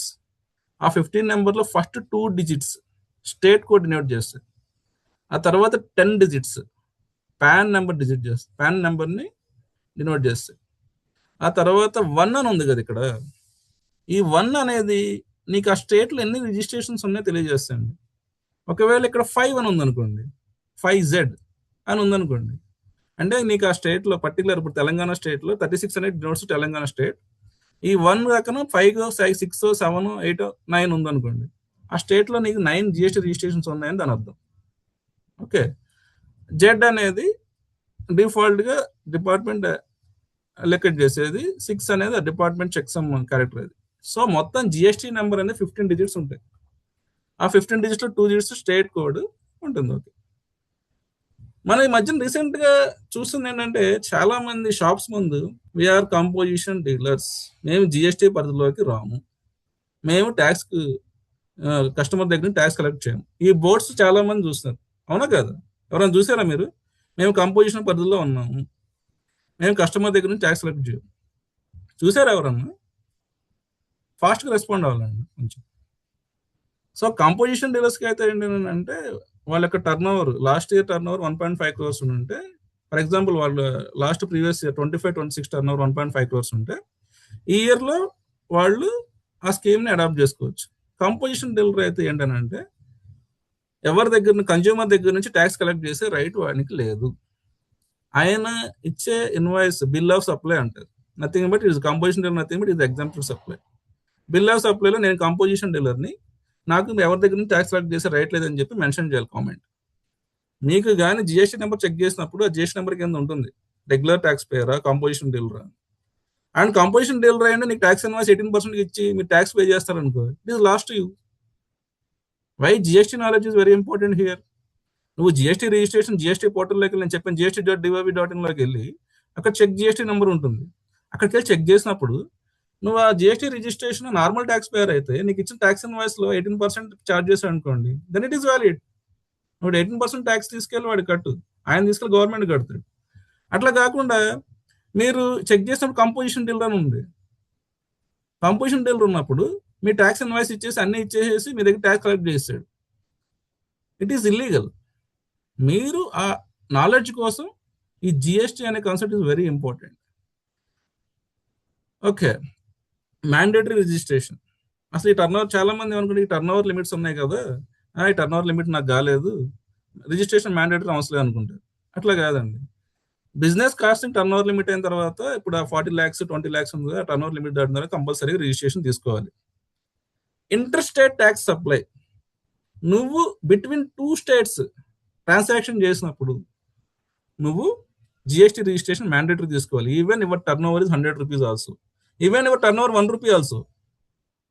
నీ టర్న్ ఓవర్, ఫర్ ఎగ్జాంపుల్ నేను తెలంగాణ నుంచి ఆంధ్రప్రదేశ్కి ఒక ట్రాన్సాక్షన్ చేస్తున్నాను. The value of transaction 100 rupees. ఇది ఇంట్రెస్ట్ రేట్ అయింది కాబట్టి నువ్వు కంపల్సరీగా జిఎస్టీ రిజిస్ట్రేషన్ తీసుకోవాలి. E commerce operator, input service distributor, TDS distributor, casual taxable person, non resident, ఈ కేసెస్లో మ్యాండేటరీ జిఎస్టీ రిజిస్ట్రేషన్ తీసుకోవాలి. జిఎస్టీ రిజిస్ట్రేషన్కి డాక్యుమెంట్స్ ఏమేం కావాలంటే pan card, Aadhaar card, business address proof, electricity bill, rental agreement మీది ఎవరైతే ఉంటారో ఆ ఓనర్ ఆధార్ కార్డు కూడా మ్యాండేటరీ. ఆ తర్వాత bank account details, cancel cheque, photograph of the applicant, mobile number, email ID, ఇవన్నీ రిక్వైర్మెంట్స్. ఈ రిక్వైర్మెంట్స్ అని మనం దగ్గర పెట్టుకుని మన జిఎస్టీ రిజిస్ట్రేషన్కి జిఎస్టీ పోర్టల్ ఆల్రెడీ మనం చెప్పాను gst.gov.in, అక్కడికి వెళ్ళి అప్లై చేసుకోవాలి. Next slide madam. మొత్తం జిఎస్టీ రిజిస్ట్రేషన్ నంబర్లో ఎన్ని డిజిట్స్ ఉంటాయండి?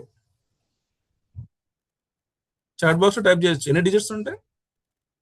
ఎవరైనా మీకు ట్యాక్స్ ఇన్వాయిస్ ఇచ్చినప్పుడు వాళ్ళు జిఎస్టీ రిజిస్ట్రేషన్లో 10 డిజిట్స్ ఉన్నాయనుకోండి, అది ఫేక్ ఇన్వాయిస్ అని మీరు ఐడెంటిఫై చేయాలి. 16 ఉన్నాయనుకోండి, ఫేక్ అని ఐడెంటిఫై చేయాలి. 12 ఉన్నాయనుకోండి, ఫేక్ అని ఐడెంటిఫై చేయాలి. అర్థమైందా? ఓకే. జిఎస్టీ రిజిస్ట్రేషన్లో స్టెప్ 1 ఏంటంటే మనం పోర్టల్లోకి వెళ్తాం. ఆ తర్వాత జనరేట్ చేస్తాం, టీఆర్ఎన్ జనరేట్ చేస్తాం. మన పాన్ కార్డ్ నెంబర్ ఇచ్చి ఈమెయిల్ నెంబరు, మొబైల్ నెంబర్ ఇవ్వగానే టెంపరీ రిజిస్ట్రేషన్ నెంబర్ జనరేట్ అవుతుంది. ఆ తర్వాత జిఎస్టీ ఆర్ఈజీ 10 ఫామ్, దాంట్లో డీటెయిల్స్ అన్ని ఫిల్ చేసి మనం ఆల్రెడీ డాక్యుమెంట్స్ ఏవైతే ఉన్నాయో అటు అప్లోడ్ చేస్తాం. ఆ తర్వాత ఆధార్ అథెంటికేషన్ అయిపోయిన తర్వాత అప్లికేషన్ వెరిఫికేషన్ ప్రాసెస్ ఉంటుంది. ఇవన్నీ కంప్లీట్ అయిన తర్వాత జిఎస్టీ సర్టిఫికేట్ అనేది మనకి ఆర్ఈజీ 06లో అలాట్ చేస్తారు. ఇప్పుడు రీసెంట్ ట్రెండ్ ఏంటంటే ఫిజికల్ వెరిఫికేషన్. అంతకుముందు ఫస్ట్ స్టార్టింగ్లో జిఎస్టీ వచ్చినప్పుడు జిఎస్టీ డిపార్ట్మెంట్ వాళ్ళు ఎవరు వచ్చి నిజంగా మీకు ఆఫీస్ ఉందా లేదా అని చెప్పి వెరిఫై చేసేవాళ్ళు కాదండి. ఇప్పుడైతే ఏం చేస్తారంటే మ్యాండేటరీగా వచ్చి ప్రిమిసెస్ని వెరిఫై చేసిన తర్వాతే ఫిజికల్ వెరిఫికేషన్ అనేది మస్ట్ అండ్ షుడ్ అయిపోయింది. మీరు జిఎస్టీ రిజిస్ట్రేషన్కి వెళ్లే ముందు ఎవరైనా మీరు ఫిజికల్ వెరిఫికేషన్ మ్యాండేటరీ కాబట్టి మీరు ఒక ఆఫీస్ సెటప్ అవన్నీ కంపల్సరీగా ఉండాలి. ఒకవేళ మీరు లేకుండా వెళ్తే మీ అప్లికేషన్ విల్ బి రిజెక్టెడ్. ఆ తర్వాత ఈ డాక్యుమెంట్స్ అని వెరిఫికేషన్ చేస్తారు స్టెప్ 6లో. అక్కడ ఏమైనా డిస్క్రిపెన్సీ వచ్చింది అనుకోండి, వాళ్ళు షోకేజ్ నోటీస్ ఇస్తారు. ఆ షోకేజ్ నోటీస్ని మనం వితిన్ 7 డేస్లో రిప్లై ఇవ్వాలి. ఆ వితిన్ 7 డేస్లో రిప్లై ఇచ్చిన తర్వాత 7 డేస్లో మనం ఇచ్చిన డేటా అంతా కరెక్ట్ అయితే వాడు ఆల్రెడీ ఫిజికల్ వెరిఫికేషన్ చేసిన తర్వాత ఇట్ ఇస్ కరెక్ట్ అని అనుకుంటే మనం ఫైనల్గా జిఎస్టీ రిజిస్ట్రేషన్ సర్టిఫికేట్ అనేది అలాట్ చేస్తాం. ఆ తర్వాత అయిపోయింది, నాకు జిఎస్టీ రిజిస్ట్రేషన్ వచ్చేసింది అని ఆనందపడకూడదు. ఇక్కడ ఏమవుతుందంటే జిఎస్టీ డిపార్ట్మెంట్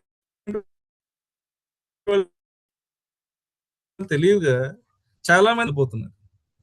జిఎస్టీ డిపార్ట్మెంట్ ఏం చేస్తున్నారంటే వాళ్ళు వెల్కమ్ లెటర్ కూడా పంపిస్తారు. ఆ వెల్కమ్ లెటర్ పంపించిన తర్వాత దాన్ని ఆ బిజినెస్ ఓనర్ ఎవరైతే ఉన్నారో వాళ్ళు రిసీవ్ చేసుకుని అక్నాలెడ్జ్ చేయాలి. అక్నాలెడ్జ్ చేయకపోతే ఏమవుతుందంటే ఇమీడియట్గా మళ్ళీ ఆఫీసర్లు అది రిటర్న్ వెళ్ళిపోతుంది జిఎస్టీ డిపార్ట్మెంట్ వెళ్ళిపోతే 14 ఏంటండి, అది 14 కాదండి, జిఎస్టీ అది 15 నెంబర్ 15 సార్, అది వెంకటరమణాచారి గారు. So GST department welcome letter కూడా రిసీవ్ చేసుకుని అక్నాలెడ్జ్ చేయాలి. లేదంటే డిపార్ట్మెంట్కి రిజెక్ట్ అయ్యి వెళ్తే వాళ్ళు ఇమీడియట్గా జిఎస్టీ రిజిస్ట్రేషన్ క్యాన్సిల్ చేస్తారు. ఓకే, నాకు జిఎస్టీ రిజిస్ట్రేషన్ వచ్చింది. ఫస్ట్ చేయాల్సిన స్టెప్ ఏంటంటే ఒక నేమ్ బోర్డ్ ప్రిపేర్ చేసి మన ఒక ఎంట్రన్స్లో స్టిక్ చేయాలి. తీసుకెళ్ళి జిఎస్టీ నెంబరు, లీగల్ నేము, కంపెనీ అడ్రస్ తీసుకెళ్ళి అక్కడ స్టిక్ చేయాలి. అదేవిధంగా జిఎస్టీ రిజిస్ట్రేషన్ సర్టిఫికేట్ ఆఫీస్లో డిస్ప్లే చేయాలి. డిస్ప్లే చేయకపోతే 25,000 రూపీస్ పెనాల్టీ ఉంటుంది. Okay, this is the GST registration process. Next madam, place of supply. Place of supply అంటే ఏంటంటే మీరు ఎక్కడ GST is the destination based tax, GST is the consumption based tax, GST is the consumption based tax. ఇప్పుడు నేను తెలంగాణలో నుంచి manufacture చేశాను goods. ఈ గూడ్స్ని తీసుకెళ్ళి ఆంధ్రప్రదేశ్ విజయవాడలో ఉన్న ఎక్స్ అనే పర్సన్ కొన్నాడు. ఆ గూడ్స్ని తీసుకెళ్ళి ఆయన ఎక్కడ వాడుతున్నాడు? ఆంధ్రప్రదేశ్లో వాడుతున్నాడు. సో ప్లేస్ ఆఫ్ సప్లై అనేది ఎక్కడ కన్జంప్షన్ బేస్డ్ కాబట్టి అక్కడ ప్లేస్ ఆఫ్ సప్లై ఆంధ్రప్రదేశ్ వస్తుంది. లేదు, ఈ కేసులో ఒక కేసులో ఇద్దరు ఎక్స్ అండ్ వై అన్న ఇద్దరు తెలంగాణలోనే ఉన్నారు. ఆ కన్జంప్షన్ అనేది సేమ్ స్టేట్లో జరుగుతుంది కాబట్టి it is inter state. Means అని అంటే 2 states, 2 different states. Place of supply is very important, sir. Place of supply ఎందుకు ఇంపార్టెంట్ అంటే మీ ట్రాన్సాక్షన్ ఇంటర్స్టేటా ఇంట్రాస్టేటా. ఇంట్రాస్టేట్ అంటే విత్ ఇన్ ద స్టేట్. ఎప్పుడైతే with in the state transaction చేస్తారో అప్పుడు సిజిఎస్టి హెచ్జిఎస్టి వస్తాయి. CGST HGST అంటే equal to the IGST. IGST 5% అని అంటే nothing but CGST 2.5% and SGST 2.5%. ఒకటే ఇన్వాయిస్ లో ఒకటే ట్రాన్సాక్షన్ లో 3 రావు. ఎయిదర్ అయితే సిజిఎస్టి హెచ్జిఎస్టి వస్తుంది, సిజిఎస్టి హెచ్జిఎస్టి వస్తుంది. మనకున్న 2 ట్రాన్సాక్షన్ కాబట్టి inter state supply and intra state supply. నువ్వు inter state supply, intra state అంటే విత్ ఇన్ ద స్టేట్ నువ్వు ట్రాన్సాక్షన్ చేస్తే సిజిఎస్టి హెచ్జిఎస్టి వస్తుంది. సిజిఎస్టి హెచ్జిఎస్టి వస్తుంది ఇన్వాయిస్ లో. ఒకవేళ మీకు ఎవరైనా ఐజిఎస్టి ఇస్తే that is the fake invoice. Inter state సప్లైకి వచ్చేటప్పటికి ఐజిఎస్టి వస్తుంది. ఒకటే ఇన్వాయిస్ లో 3 కలిపి ఇచ్చారనుకోండి, అది కూడా ఫేక్ ఇన్వాయిస్. మీరు ఇన్వాయిస్లు ఇచ్చినప్పుడు కేర్ఫుల్ గా చెక్ చేయండి. మీరు గూడ్స్ ఎక్కడో హైదరాబాద్ నుంచి కొంటే, మీరు ఢిల్లీ నుంచి కొన్నారనుకోండి, మీరు చాలా మంది మన ఈకామర్స్ వెబ్సైట్ లో ఆర్డర్ చేసినప్పుడు చాలా వరకు ఐజిఎస్టి వస్తుంది. ఎందుకు ఐజిఎస్టి వస్తుంది? మనం ఆర్డర్ చేసిన ప్రోడక్ట్ ఎక్కడో వేరే స్టేట్ నుంచి మనం పంపిస్తారు. అప్పుడు 2 స్టేట్స్ ఉన్నాయి కదా, ఇంటర్ స్టేట్ కదా. సో ప్లేస్ ఆఫ్ సప్లై అనేది మనం ఏ స్టేట్ ఆ స్టేట్ నుంచి మొదలవుతుంది. అప్పుడు ఐజిఎస్టి వస్తుంది. ఇప్పుడు సిజిఎస్టి హెచ్జిఎస్టి ఎప్పుడు వస్తుంది? ఇద్దరు సప్లయర్ అండ్ కన్జంప్షన్ ఇద్దరు ఒకటే స్టేట్ లో ఉంటే సిజిఎస్టి హెచ్జిఎస్టి వస్తుంది. Okay, this is the place of supply. Madam next slide madam. తర్వాత రిజిస్ట్రేషన్ తీసుకున్నావు, జిఎస్టి రిజిస్ట్రేషన్ తీసుకున్నావు, ఆ తర్వాత నువ్వు ట్రాన్సాక్షన్ చేయడానికి సిద్ధపడ్డావు. అది ఇంటర్ స్టేట్ అయితేనేమో ఐజిఎస్టి ఛార్జ్ చేయాలి, ఇంట్రా స్టేట్ అయితే సిజిఎస్టి హెచ్జిఎస్టి ఛార్జ్ చేయాలి. ఓకే, నేను మ్యానుఫ్యాక్చరింగ్ చేశాను గూడ్స్. మ్యానుఫ్యాక్చరింగ్ చేసిన తర్వాత అమ్మాలి అని అంటే నేనేం చేయాలి? ట్యాక్స్ ఇన్వాయిస్ రైజ్ చేయాలి. ట్యాక్స్ ఇన్వాయిస్ రైజ్ చేసి ఈవే బిల్ జనరేట్ చేయాలి. అది గూడ్స్కి అయితే, గూడ్స్కి అయితేనే ఈవే బిల్ జనరేట్ చేయాలి. Tax invoice even it is goods or service, రెండింటికి ట్యాక్స్ ఇన్వాయిస్ జనరేట్ చేయాలి. గూడ్స్ అయితేనే ఈవే బిల్ జనరేట్ చేయాలి, సర్వీసెస్కి అయితే అవసరం లేదు. ఓకే, ఇప్పుడు జిఎస్టి డిపార్ట్మెంట్ లో ఈ ఇన్వాయిస్ అనే కాన్సెప్ట్ కూడా వచ్చింది. ఈ ఇన్వాయిస్ అంటే ఎలక్ట్రానిక్ ఇన్వాయిస్. ఎప్పుడైతే నీ టర్న్ ఓవర్ లిమిట్ 5 crores కన్నా ఎబో ఉంటుందో ఫ్రమ్ 1st August 2023 నుంచి you should issue the e invoice. Okay, నీ టర్న్ ఓవర్ 5 crores కన్నా బిలో ఉంటే నువ్వు మాన్యువల్ ఇన్వాయిస్ ఇవ్వగలరు. మీరు ఏది ట్యాక్స్ ఇన్వాయిస్ ఉందో ట్యాక్స్ ఇన్వాయిస్ ఈ డీటెయిల్స్ అన్ని ఉండాలి. GST number, address, product name, HSN code, ఎక్కడ డిస్పాచ్ చేస్తున్నాము, ట్యాక్సిబుల్ వాల్యూ, అది సిజిఎస్టి హెచ్జిఎస్టియా ఐజిఎస్టియా, ఇవన్నీ డీటెయిల్స్ అన్ని ట్యాక్స్ ఇన్వాయిస్ లో ఉండాలి. ఆ తర్వాత ఈవే బిల్, మనం ఎలక్ట్రానిక్ వే బిల్ ఏదైతే జనరేట్ చేస్తున్నామో దాన్ని మనం ట్రాన్సాక్షన్, మనం ఎక్కడైతే షిప్మెంట్ స్టార్ట్ చేస్తాం, మనం ఎప్పుడైతే గూడ్స్ ని పంపిస్తామో కన్స్యూమర్ కి, అప్పుడు tax invoice e way bill accompany చేసి వెహికల్ తో పాటు పంపించాలి. ఓకే, ఈవే బిల్ జనరేట్ చేసిన తర్వాత 50,000 కన్నా ఉంటే e-way bill goods value e-way bill అవసరం లేదండి. తర్వాత ఈ మనం వెహికల్ ఉంది కదా, ఈ వెహికల్ ఏంటంటే over dimension cargo and other than over dimension cargo. Other than over dimension cargo అయితే e way bill 200 kilometers 1 day validity. ఇప్పుడు మీ ప్లేస్ 350 kilometers ఉందనుకోండి, మీరు జనరేట్ చేసిన e way bill 2 days validity. Conditions ఎందుకు పెట్టారని అంటే, ఇక్కడ ఎవరైనా ఆఫీసర్ వచ్చి మీరు అసలు ఈవే బిల్ జనరేట్ చేసి కూర్చున్నారు, మీరు డెలివరీ ఇవ్వాల, 2 days తర్వాత ఎక్స్పైర్ అయిపోయింది, దాని మీద మనం ట్రాన్సాక్షన్ చేయడానికి కుదరదండి, మళ్ళీ కొత్త ఈవే బిల్ జనరేట్ చేయాలి. ఓకే, మనం గూడ్స్ ని అమ్మడానికి మనం చేయాల్సింది ఏంటి? Tax invoice, e way bill. Okay, services అయితే ఓన్లీ ట్యాక్స్ ఇన్వాయిస్. ఈ ఇన్వాయిస్ ని గూడ్స్ అయితే original for the recipient, duplicate for the transporter, triplicate for the supplier. అదే సర్వీసెస్ అయితే original for the recipient, duplicate for supplier. ఈ వేలో మనం issue చేయాలి. సరే, next slide madam. Already GST registration చేశారు, ఆల్రెడీ జిఎస్టి రిజిస్ట్రేషన్ వచ్చేసింది మీకు. ఆ తర్వాత ఏం చేశారు? ఇంటర్స్టేటా ఇంట్రాస్టేటా అని సిజిఎస్టి హెచ్జిఎస్టి వస్తుంది, ఐజిఎస్టి వస్తుంది అని చెప్పి మీరు క్లియర్గా చెప్పారు. ఆ తర్వాత మళ్ళీ ఏం చేసాం? ఇప్పుడు ఇంతకు ముందు ఏం డిస్కస్ చేసాం దీని ముందు? ఎనీవన్? ట్యాక్స్ మనం ఇప్పుడు సేల్స్ చేస్తే ఏ ఇన్వాయిస్ జనరేట్ చేయని డిస్కస్ చేసాం. ఓకే, ఇప్పుడు GST input tax credit. Input tax credit అని ఏంటంటే పర్చేజెస్ అండి. మనం బిజినెస్ అయితే రన్ చేయడానికి ఇన్పుట్ ట్యాక్స్ మీద central tax, state tax, IGST tax paid on any supply of goods or services used in the course of business as used in the course of furtherance of the business. మన business చేయడానికి, మన ఒక వస్తువుని ప్రోడక్ట్ని manufacture చేయడానికి మనకి input services, capital goods 3 కావాలండి. ఆ ఇన్పుట్ సర్వీస్, క్యాపిటల్ గుడ్స్ ఏవైతే ఉన్నాయో వాటికి సంబంధించి మనం ఏదైతే ట్యాక్స్ పే చేస్తాం it is called input tax credit. నువ్వు గవర్నమెంట్కి ఎప్పుడైతే ట్యాక్స్ పే చేస్తావో, నువ్వు ఫర్ ఎగ్జాంపుల్ ₹1,00,000 ట్యాక్స్ పే చేయాలనుకోండి, ఈ ఎగ్జాంపుల్లో నీ ఇన్పుట్ ట్యాక్స్ రేట్ 50,000 ఉంది. నువ్వు ఆ 50,000 సెట్ ఆఫ్ చేసుకుని, వాళ్ళు ట్యాక్స్ పే చేసావు కదా, 50,000 సెట్ ఆఫ్ చేసుకుని మిగతా 50,000 గవర్నమెంట్కి పే చేస్తావు. It is called destination based tax. Final గా నువ్వు గవర్నమెంట్కి పే చేసిన ట్యాక్స్ అంటే 1 lakh. GST is the destination based tax. Consumer దగ్గర నుంచి నువ్వు ₹1,00,000 కలెక్ట్ చేసి ఆ ₹1,00,000 నువ్వు తీసుకెళ్లి గవర్నమెంట్కి డిపాజిట్ చేస్తావు. అది ఎలా డిపాజిట్ చేస్తావు అని అంటే, నువ్వు ఆల్రెడీ 50,000 నీ input service, capital goods pay చేసేసావు. రిమైనింగ్ 50,000 మాత్రం తీసుకెళ్లి క్యాష్ డిపాజిట్ చేసి గవర్నమెంట్ కడతావు. It is called input tax credit. Next, reverse charge. Normal tax forward charge అండి. ట్యాక్స్ అనేది ఫార్వర్డ్ ఛార్జ్ ఎలా ఉంటుందని అంటే, కన్జ్యూమర్ దగ్గర నుంచి ట్యాక్స్ కలెక్ట్ చేసి సర్వీస్ ప్రొవైడర్ అనేది డిపార్ట్మెంట్ ట్యాక్స్ కడతాడు.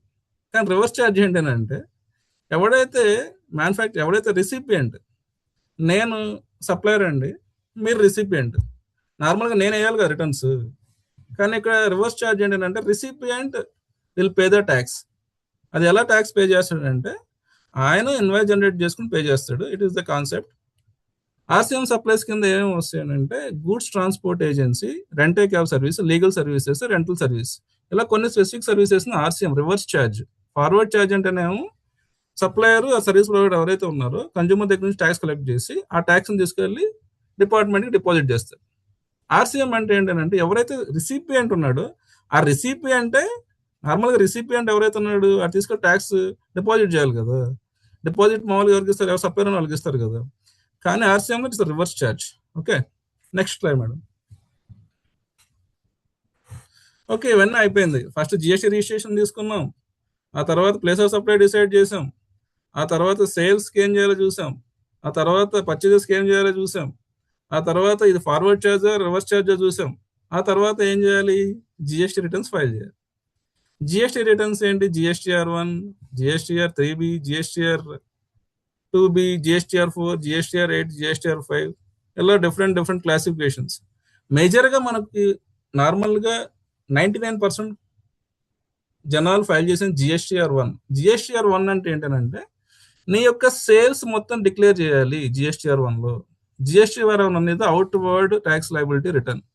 GSTR3B నీ పర్చేజెస్ ఎంతో డిక్లేర్ చేయాలి. డిక్లేర్ చేసి నీ టోటల్ ట్యాక్స్ లయబిలిటీ ఎంతో అక్కడ కట్టాలి. Annual returns GSTR9 is very important.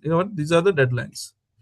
So మనం సేల్స్ పర్చేస్ అంతా అయిపోయిన తర్వాత నెక్స్ట్ మనం ఏం చేయాలి, జిఎస్టీ రిటర్న్స్ ఫైల్ చేసి మన ట్యాక్స్ లయబిలిటీ అని గవర్నమెంట్కి డిశ్చార్జ్ చేయాలి. It is very important. Next slide madam. Complaints management ఎందుకు ఇంపార్టెంట్? ఓకే, మీరు జిఎస్టీ రిజిస్ట్రేషన్ తీసుకున్నారు, రిటర్న్స్ ఫైల్ చేయకపోతే ఏమవుతుంది? రిటర్న్స్ ఫైల్ చేయకపోతే ఇమీడియట్గా మీకు పెనాల్టీస్ అట్రాక్ట్స్ అవుతాయి. ఒకవేళ మీరు నిల్ రిటర్న్ అయితే పర్ డే ₹20 ఛార్జ్ చేస్తారు. అదే ఒకవేళ ట్యాక్స్ లయబిలిటీ ఉంటే per day ₹50 tax, per day ₹50 penalty charge చేస్తారు. మీరు ట్యాక్స్ లయబిలిటీ ఎంతైతే డ్యూ ఉంటుందో దాని మీద 18% ఇంట్రెస్ట్ క్యాల్కులేట్ అవుతుంది ఆటోమేటిక్గా. మీరు ఫర్ ఎగ్జాంపుల్ ఒక 1 lakh ట్యాక్స్ లయబిలిటీ పెండింగ్ ఉంది, మీరు 6 months ట్యాక్స్ కట్టకుండా ఉన్నారనుకోండి, ఆ 6 months per day ₹50 penalty, 18% tax amount, 18% tax amount interest, ఆ రెండు కలిపి మీరు గవర్నమెంట్కి పే చేయాలి.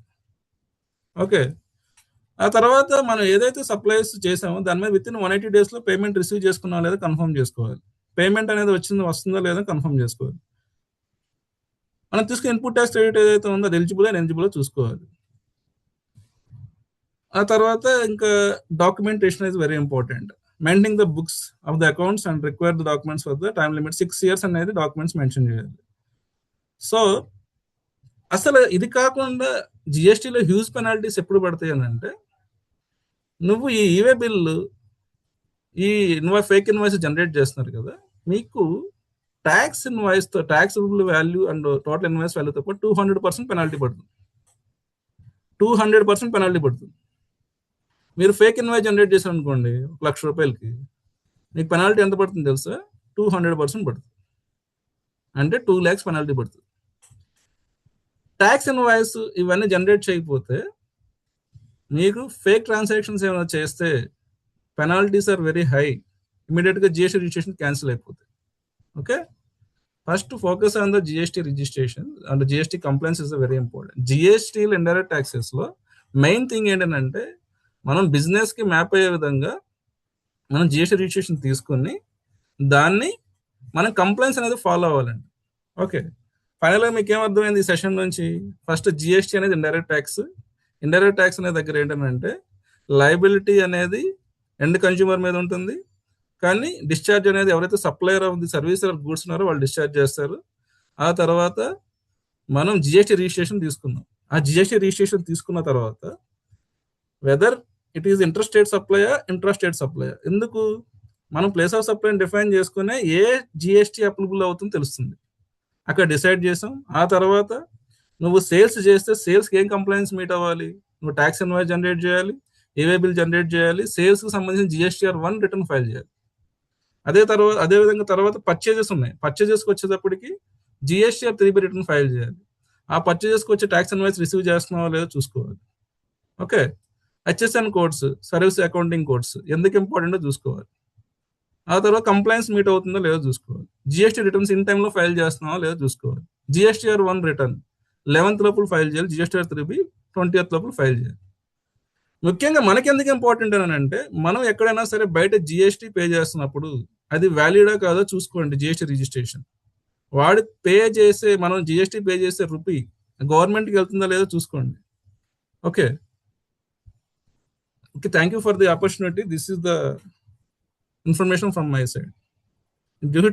జిఎస్టీ అనేది ఒక పెద్ద కాన్సెప్ట్ అండి. ఉన్న టైంలో నేను కొంచెం ఫాస్ట్గా కంక్లూడ్ చేశాను. మీ రిక్వైర్మెంట్ బట్టి మీరు సెషన్ కావాలంటే నాకు చెప్పండి. నేను అంటే రిటర్న్ ఫైలింగ్ ఎలా ఉంటుంది సబ్జెక్ట్ వైజ్ నేను కండక్ట్ చేయడానికి ట్రై చేస్తాను. Thank you very much sir for your valuable time. Thank you Ramachandra sir. Thank you very much sir. Thank you, sir. Thank you very much. Naresh sir, thank you very much. Very wonderful presentation today. Satish sir, please. Naresh గారు చాలా అద్భుతంగా ఎంత in depth గా technical subjects ఓపికగా చెప్పారు. ఇది Thank you very మాకు much, sir. అందరికి జీరో నాలెడ్జ్ ఇదంతా. సార్ ఇన్ని ఉంటాయి వెనకాల. బాము సార్ ఎవరికైనా సరే జిఎస్టీ గురించి ఏంటంటే సార్ సెషన్స్ అంటే కనెక్ట్ మీ సార్, నేనైతే చెప్తాను సార్. అమ్మా చాలా ఎక్కువ ఉంది ఇది. ఆల్జిబ్రా లాగా ఉంది. చిన్నప్పుడు మేము ఆల్జిబ్రా ఉండదు కూడా అలా ఉంది. Complaints- very good. Thank you sir. Thank you. Right boss. Thank you. Namaste, Guruji. Namaste. Subbarao sir, please sum up. Thank you sir, Naresh sir. Thank you. చాలా అద్భుతంగా చెప్పారండి జిఎస్టీ మీద. The concept of the direct taxes versus indirect taxes were well explained. What is GST? Goods and service tax classified into 3 types: integrated goods and service tax IGST, central goods and service tax CGST, state goods and service tax SGST. One nation, one tax. Why GST is introduced? It was introduced on 1st July 2017 to eliminate number of taxes like tax on taxes.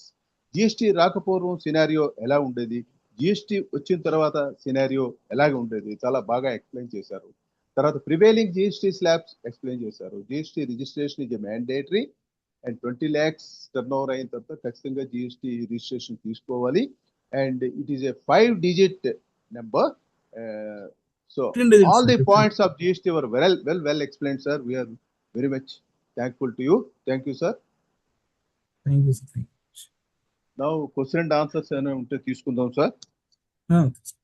అది Yes, sir. మీరు Yeah. Ramachandra గారు ఇది నిన్న morning పెడుతున్నారు link. ఇది దయచేసి night పెట్టండి, ఒక రోజు ముందు పెట్టండి లింక్. అందరికి షేర్ చేయలేకపోతున్నాను. Sure sir. మార్నింగ్ మరి 6:59 పెట్టారండి. మాకు ఎవ్రీడే ఈ క్లాస్ 1 day బిఫోర్ అది జరుగుతుంది కదా. 1 day బిఫోర్ దీన్ని ఛానల్లో పెట్టండి, ఛానల్లో ఇంపాక్ట్ ఛానల్లో. Sure sir. Okay sir. Yeah, right. Coordinators, let us send the link one day earlier. Okay, thank you very much. And Naresh sir, thank you very much sir for extraordinary session and extremely useful session, very detailed session, right? And ఎవరైనా చుట్టుపక్కల మచిలీపట్నం తర్వాత గుడివాడ చుట్టుపక్కల ఉంటే డైరెక్ట్గా నరేష్ సార్ని కలవచ్చు. And అలాగే number ఎలాగో ఇచ్చారు కాబట్టి you can always contact him for the any GST related for the matter. Is the latest trainer 2.0 trainer from impact international. And friends ఒకటి నేను షేర్ చేస్తాను sir, just give before we go on to questions. Friends, మనము చాలా మంది training తీసుకుంటున్నాం, right? We want to become excellent trainer in the world. ప్రపంచంలో ఒక అద్భుతమైన ట్రైనర్గా మారాలనుకుంటున్నాము. ట్రైనర్ వర్క్షాప్ కంప్లీట్ చేస్తున్నాము. There are other people also are trainers. కానీ మనకంతా ఎప్పుడు తెలిసిందే, ఇంపాక్ట్ తెలిసింది ఏంటంటే unless we update our self we get outdated. చాలామంది ట్రైనింగ్ చేసుకుంటున్నారు but they are not getting updated. కాబట్టి వాళ్ళు ఎలా డిజైన్ చేసుకోవాలో తెలియట్లేదు, వాళ్ళు ఎలా ట్రైనింగ్ ఇవ్వాలో తెలియట్లేదు, ఏ టూల్స్ వాడాలో తెలియట్లేదు. కాబట్టి they are not able to be successful. కానీ సక్సెస్ఫుల్ అవ్వాలంటే ఏం చేయాలి? That's why basically we got a wonderful opportunity, right? మన గురుగారు బ్లెస్సింగ్స్తో and our international trainer, our first national president of impact international Srinivasan garu ఒక అద్భుతమైన ప్రోగ్రామ్ తీసుకొచ్చారు. That's called AI Pro Trainer. So training ఎలా డిజైన్ చేసుకోవాలి so that you can become excellent and extraordinary trainer independent of where you are. ఇక్కడ తెలుగు స్టేట్లోనే కాదు, మన మిగతా స్టేట్లో కూడా అద్భుతమైన ట్రైనర్గా ఎలా ఎదగాలి అన్న విధంగా ఒకటి. రెండో విషయము, now everything is artificial intelligence. Artificial intelligence నుండి ఆర్టిఫిషియల్లో వేలాది దగ్గర నియర్లీ ల్యాక్స్ ఆఫ్ టూల్స్ ఉన్నాయి. కానీ ఏ టూల్ వాడాలి అవి డీటెయిల్స్ తెలియట్లేదు. ప్రజలు అందరూ ఏ టూల్ అంటే ఆ టూల్ నేర్చుకుంటున్నారు, but they are not useful for the training. మనకు ఎగ్జాక్ట్గా ఏ టూల్స్ అయితే అవసరమో అన్ని టూల్స్, అవే టూల్స్ మనకు ఈ AI Pro Trainer అనే ప్రోగ్రాంలో మనకి ఇవ్వబడుతుంది. And we are starting on 3rd August. ఈ 3rd August నుంచి స్టార్ట్ అయిపోతుంది. Every day online program 8:30 to 9:30 and 10-day rigorous program. దానికి పీపుల్, ఎందుకంటే మార్కెట్ సర్వే చేసిన తర్వాత దీనికి లక్షలాది రూపాయలు ఖర్చు పెడుతున్నారండి ఇలాంటి ట్రైనింగ్కి. But only at impact this is only comes at 100,000 rupees, that is 999 rupees. మీరు డైరెక్ట్గా రిజిస్టర్ చేసుకోవాలంటే డైరెక్ట్గా ఐ కెన్ ఈ 9999 ఈ నెంబర్ స్క్రీన్ మీద చూసిన నెంబర్కి, చూపించిన నెంబర్కి 9703832038కి మీరు ట్రాన్స్ఫర్ చేయొచ్చు. దెన్ రిజిస్టర్ చేసుకోవచ్చు. ఎందుకంటే టైం అయిపోతుంది. We have very few seats left. యాక్చువల్గా ఈ పోస్ట్ తారీఖినప్పుడు 30 సీట్స్ ఉన్నాయి. యాక్చువల్గా దట్ కూడా అవి కూడా తగ్గిపోతున్నాయి. Because we wanted to have a limited and dedicated training for this batch. మనం ఈరోజు మాట్లాడిన నరేష్ గారు ఆల్రెడీ రిజిస్టర్ చేసుకున్నారు. మీరు ఇంకెవరైనా రిజిస్టర్ చేసుకోవాలంటే మీరు యూ కెన్ ఆల్వేస్ రిజిస్టర్. ఒకవేళ మీకు ఏమైనా ఇబ్బంది ఉంటే you can always contact me. ఈ నెంబర్లో కాంటాక్ట్ చేయొచ్చు శ్రీనివాస్ సోని గారిని. అలాగే నా నెంబర్ చాట్ బాక్స్లో పెడతాను, దాంట్లో కూడా కాంటాక్ట్ చేయొచ్చు. Get this world-class, top-most and latest training from Impact International, that is AI Pro Training, right? Thank you very much. Yes sir, mana Subaravar please. Sir question and answers తీసుకుందామండి. ఎవరికైనా doubts ఉంటే kindly raise your hand.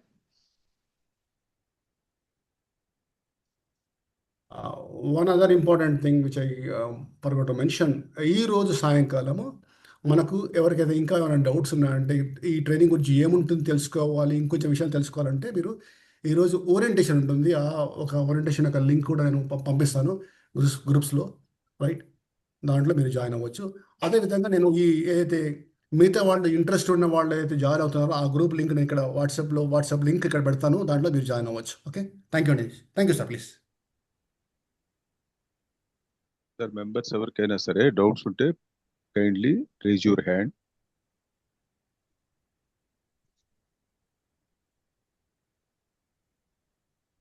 మీరు నా నంబర్కి contact చేయొచ్చు sir. చెప్పండి sir.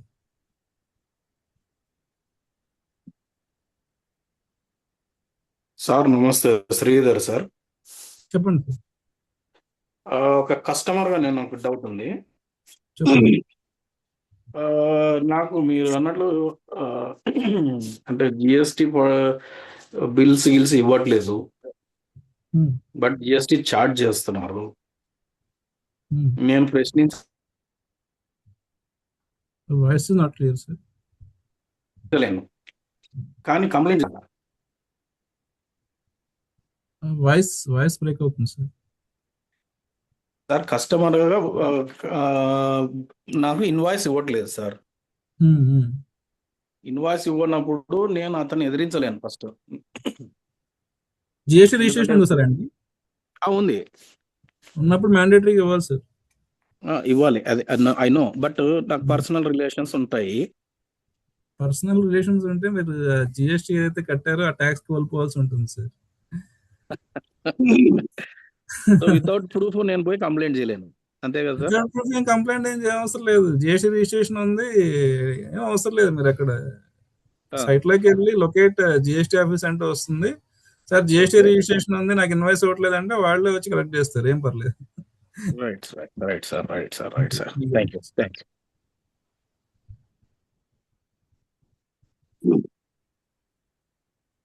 ఇంకెవరైనా? Sir good morning sir. చెప్పండి sir. Good morning sir.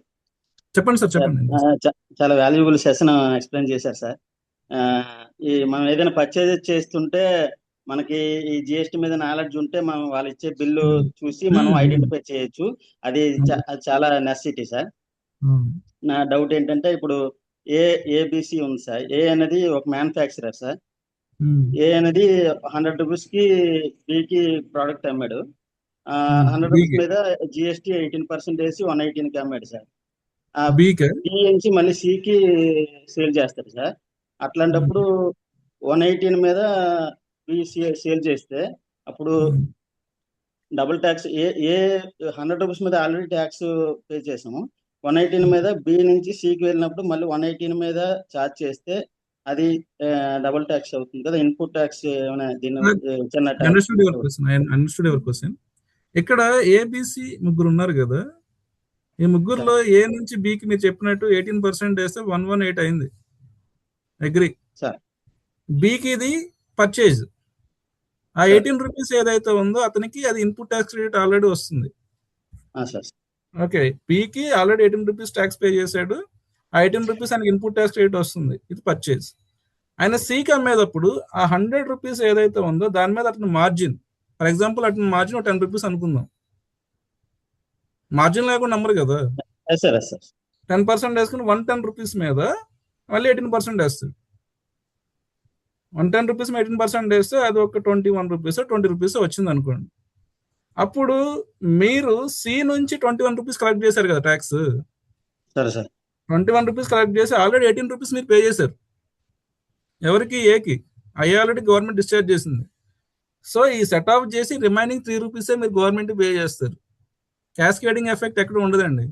Final tax అనేది సి దగ్గర నుంచి కలెక్ట్ చేస్తారు. మీరు ఏదైతే ట్యాక్స్ పే చేశారో ఆ బి మీరు పే చేసిన ట్యాక్స్ సి దగ్గర నుంచి కలెక్ట్ చేసిన దాంట్లో సెట్ ఆఫ్ చేసుకుంటారు. ఓకే, నా నెంబర్కి మీరు కాంటాక్ట్ చేయొచ్చండి. Okay, thank you sir. Sir way bill 50,000 దాటితే మనం క్రియేట్ చేస్తాం కదా సార్. క్రియేట్ చేసేటప్పుడు మనం మెటీరియల్ పంపించలేదు, అది మళ్ళీ వే బిల్లు క్యాన్సిల్ చేసుకోవాలా అట్లా ఉంచిస్తే మరి దాని ఆల్రెడీ ఎక్స్పైర్ అయిపోద్ది కదా సార్. డిపెండ్స్ అపాన్ 200 కిలోమీటర్స్ ఉంది కదా, ఎక్స్పైర్ అయిపోద్ది. మీరు 2 సెకండ్ టైం జనరేట్ చేస్తే ఏంటి ఇష్యూ అని అంటే, మీరు 2 ఏవే బిల్ జనరేట్ చేశారు అనుకోండి, మీ 2 సార్లు ఏవే బిల్లో టర్న్ ఓవర్ 2 సార్లు రిఫ్లెక్ట్ అవుద్ది. జిఎస్టీ వాళ్ళు మళ్ళీ వచ్చి ఈవే బిల్కిను యాక్చువల్ ట్యాక్స్ కి రికన్సిలేషన్ చేసి, నువ్వు ఫర్ ఎగ్జాంపుల్ నువ్వు 1,00,000 రూపాయలు టర్న్ ఓవర్ అండి, మీరు ఏవే బిల్ చేశారు, ఎక్స్పైర్ అయిపోయింది, మళ్ళీ ఏవే బిల్ చేశారు. దానికి ఏవే బిల్ అయినా 2 లక్షలు టర్న్ ఓవర్ చూపిస్తుంది, యాక్చువల్గా మీరు 1 lakh. జిఎస్టీ డిపార్ట్మెంట్ ఏమో 1,00,000 రూపాయలు ట్యాక్స్ కట్టమని వస్తుంది. సో మనం కాషియస్గా ఉండాలండి. ఈవే బిల్ చేసేటప్పుడు ఒకవేళ ఆ టైం ఎక్స్పైర్ అయిపోతుంటే మనం ఎక్స్టెన్షన్ పెట్టుకోవాలి ఇమీడియట్ గా. అంటే ఎక్స్పైర్ అయిపోయింది కన్సిడర్ చేయరు కదా సార్ మామూలు. ఎక్స్పైర్ అయిపోయిన దాని తర్వాత నువ్వు ఆల్రెడీ ట్రాన్సాక్షన్ కంప్లీట్ అయిపోయినట్టు కదా. Okay sir. Okay, thank you sir. You have doubt, contact my number Mahesh. Okay, thank you sir so much.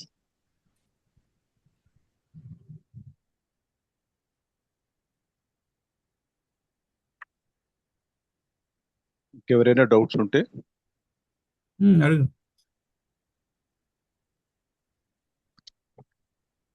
Yes. Bhaskar Rao గారు సార్ మాట్లాడండి నమస్తే సార్. సార్. భాస్కర్ గారు సార్ చెప్పండి సార్. సార్ నేను జిఎస్టి రిజిస్టర్డ్ ఒక రిటైల్ సెంటర్ సార్. ఇప్పుడు నా పర్సనల్ యూజ్కి నేను మొబైల్స్ కానీ టీవీలు కానీ ఫ్రిడ్జ్లు కానీ ఇవన్నీ కొంటే కూడా నేను కంపెనీ పేరు మీద తీసుకుంటే ఆ జిఎస్టి నాకు రియంబర్స్మెంట్ వస్తుందా? రాదు sir. It is 17(5) personal consumption is blocked under 17(5) section. Only మీకు జిఎస్టీ రిజిస్ట్రేషన్ రావాలని అంటే అన్ని క్రెడిట్స్ రావండి.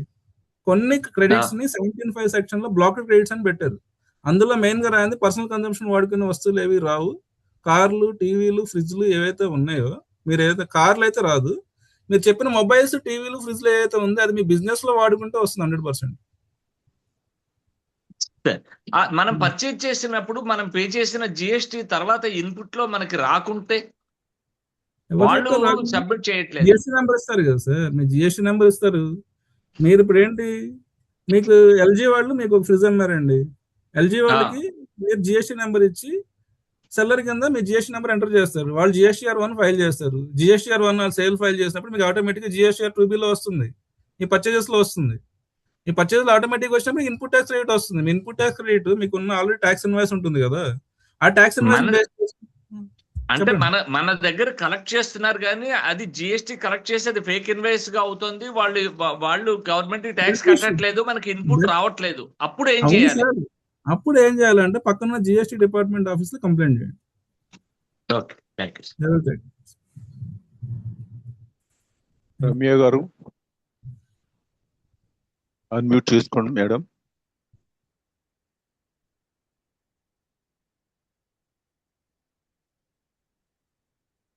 వాయిస్ వినిపించట్లేదు. అన్మ్యూట్ చేసుకోండి madam. Voice sorry sir, good morning sir. Suppose ఇప్పుడు బుక్ షాప్స్ అట్లా ఉంటాయి కదా సార్, జెరాక్స్ షాప్స్, బుక్ షాప్స్, వాటికి కూడా జిఎస్టీ మ్యాండేటరీనా సార్? మ్యాండేటరీ అంటే టర్నోవర్ లిమిట్ మేడం. మీ టర్నోవర్ లిమిట్స్ ఇప్పుడు ఓన్లీ బుక్స్ అమ్ముతున్నారు అనుకోండి, జిరాక్స్ అండ్ సర్వీస్ కూడా వస్తుంది కాబట్టి 20 lakhs దాటింది అనుకోండి, ఓకే, జిఎస్టీ రిజిస్ట్రేషన్ తీసుకోవాలి. లేదు ఆయన వాలంటరీగా నేను తీసుకుంటానంటే మీ టర్నోవర్ ఎంత సరే వాలంటరీగా తీసుకోవచ్చు. బట్ వన్స్ 20 lakhs దాటిన తర్వాత it is mandatory. Okay okay. Suppose ఇప్పుడు నేను book shop, stationery book shop ఉంది సార్, ట్రాన్సాక్షన్స్ జరుగుతా ఉన్నాయి daily 10 rupees, 20 rupees PhonePe transactions. అంటే ఏదన్నా లిమిట్ ఉందా సార్, ఇంత అమౌంట్ పర్సనల్ ట్రాన్సాక్షన్స్ మీద జరిగితే ట్యాక్స్ పడుతుందని కానీ అట్లా? లేదు మేడం, యాక్చువల్ జిఎస్టీ వచ్చేటప్పుడు మీకు total financial year, for example 26-27 year ఉంది. ఆ 26-27 ఇయర్ లో మీ టోటల్ టర్న్ ఓవర్ 20 lakhs దాటకపోతే మీరు జిఎస్టీ రిజిస్ట్రేషన్ చేసుకోవాల్సిన అవసరం లేదు. ఓకే ఓకే, మ్యాండేటరీ కాదు. కానీ నాకు ఇంట్రెస్ట్ ఉంది నేను చేసుకుంటానంటే డెఫినెట్ గా మీరు వాలంటరీ రిజిస్ట్రేషన్ చేసుకోవాలి. వాలంటరీ రిజిస్ట్రేషన్ చేసుకున్న తర్వాత ఏంటి, కంప్లైంట్స్ అన్నీ ఉంటే జిఎస్టీ రిటర్న్స్ అన్ని ఫాలో అవ్వాలి, రిటర్న్స్ ఫైల్ చేయాలి, ఇదంతా కంప్లైంట్స్ ఉంటుంది. Okay okay sir, thank you sir.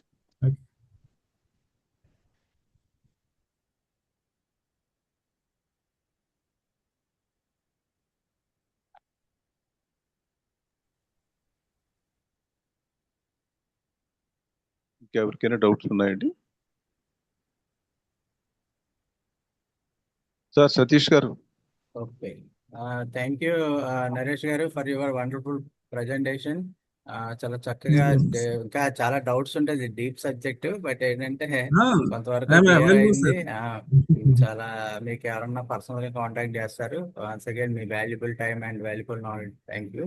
So అలాగే మరి మరొకసారి గురువు గారి పాద పద్మాలకు నమస్కరిస్తూ ఇంత చక్కటి ప్లాట్ఫామ్ ఇచ్చినందుకు, అలాగే మన నేషనల్ ప్రెసిడెంట్ అయినటువంటి RYR గారికి, అలాగే national vice president Uday Bhaskar సార్కి, ఎండి గిరిప్రసాద్ సార్కి, ఆల్ ద బోర్డ్ మెంబర్స్ అందరికీ, అలాగే మన రామచంద్ర సార్కి, ప్రతి ఒక్కరికి కూడా పేరు పేరున హృదయపూర్వక ధన్యవాదాలు తెలుపుకుంటూ, సో మా యొక్క రీజన్ 4 టీం కూడా హృదయపూర్వక ధన్యవాదాలు. సుబ్బారావు సార్ చాలా చక్కగా ఇంట్రడక్షన్ అయితే చేశారు, మీకు కూడా ధన్యవాదాలు. పేరు పేరున అందరికి కూడా థ్యాంక్ యూ అండి. ఈ కార్యక్రమానికి మీరందరూ అటెండ్ అయితేనే కదా ఇంత చక్కటి ప్రోగ్రామ్ జరిగింది. సో అలాగే ప్లీజ్ మేము మీకు అడిగే ఒకటి, please share this link to all the persons. అంటే మీరు కొంచెం లింక్ని అందరికీ కూడా షేర్ చేసి ఇంకా ఎక్కువ మంది మనకు అటెండ్ అయ్యేలాగా మీరందరూ కొంచెం సహకరించండి. ఇదే మేము మీ నుంచి కోరుకునేటువంటి రిటర్న్స్ ఏమైనా ఉందంటే అదే. సో అలాగే మరి రామచంద్ర సార్ చెప్పినట్టు ఈరోజు ఒక కొత్త ప్రోగ్రామ్ ఇంట్రడక్షన్ కూడా ఈవినింగ్ ఉందంటున్నారు కాబట్టి అది చాలా ఇంపార్టెంట్ అండి ఏఐ. సో ప్లీజ్ అందరూ కూడా దానిలో పార్టిసిపేట్ చేయండి. ఈరోజు ఇంట్రడక్షన్లో పార్టిసిపేట్ చేసి ఎక్కువ మంది ఎన్రోల్ అవ్వండి. చాలా అద్భుతమైన ప్రోగ్రామ్ సోను శ్రీనివాస్ గారు ఆధ్వర్యంలో జరగబోతుంది, పాస్ట్ నేషనల్ ప్రెసిడెంట్ గారు. సో కాబట్టి ప్రతి ఒక్కరూ ఆ కార్యక్రమాన్ని కూడా అటెండ్ అవుదాం. ఇంకా చాలా టైం ఇదైంది కాబట్టి రేపు మార్నింగ్ మరొక అద్భుతమైన టాపిక్తో 7 o'clock మళ్ళీ వివేకవాణి ప్రోగ్రామ్ మీ ముందు ఉంటుందండి. So same link tomorrow morning we will meet again. So మనందరం కూడా రేపు మార్నింగ్ కలుద్దాం. అంతవరకు అందరికీ శుభోదయం. All the best. Balakrishna sir మాట్లాడతారా? సో ఓకే, మన యొక్క నినాదంతో మరి ఈరోజు ప్రోగ్రామ్ ని మనం ఎండ్ చేసుకుందాం అండి. జై హింద్, జై భారత్, వందే మాతరం అని. సార్ అందరికీ unmute option sir, unmute option ఉందండి అందరికి కూడా. జై భారత్ వందే మాతరం. జై హింద్, జై భారత్, వందే మాతరం.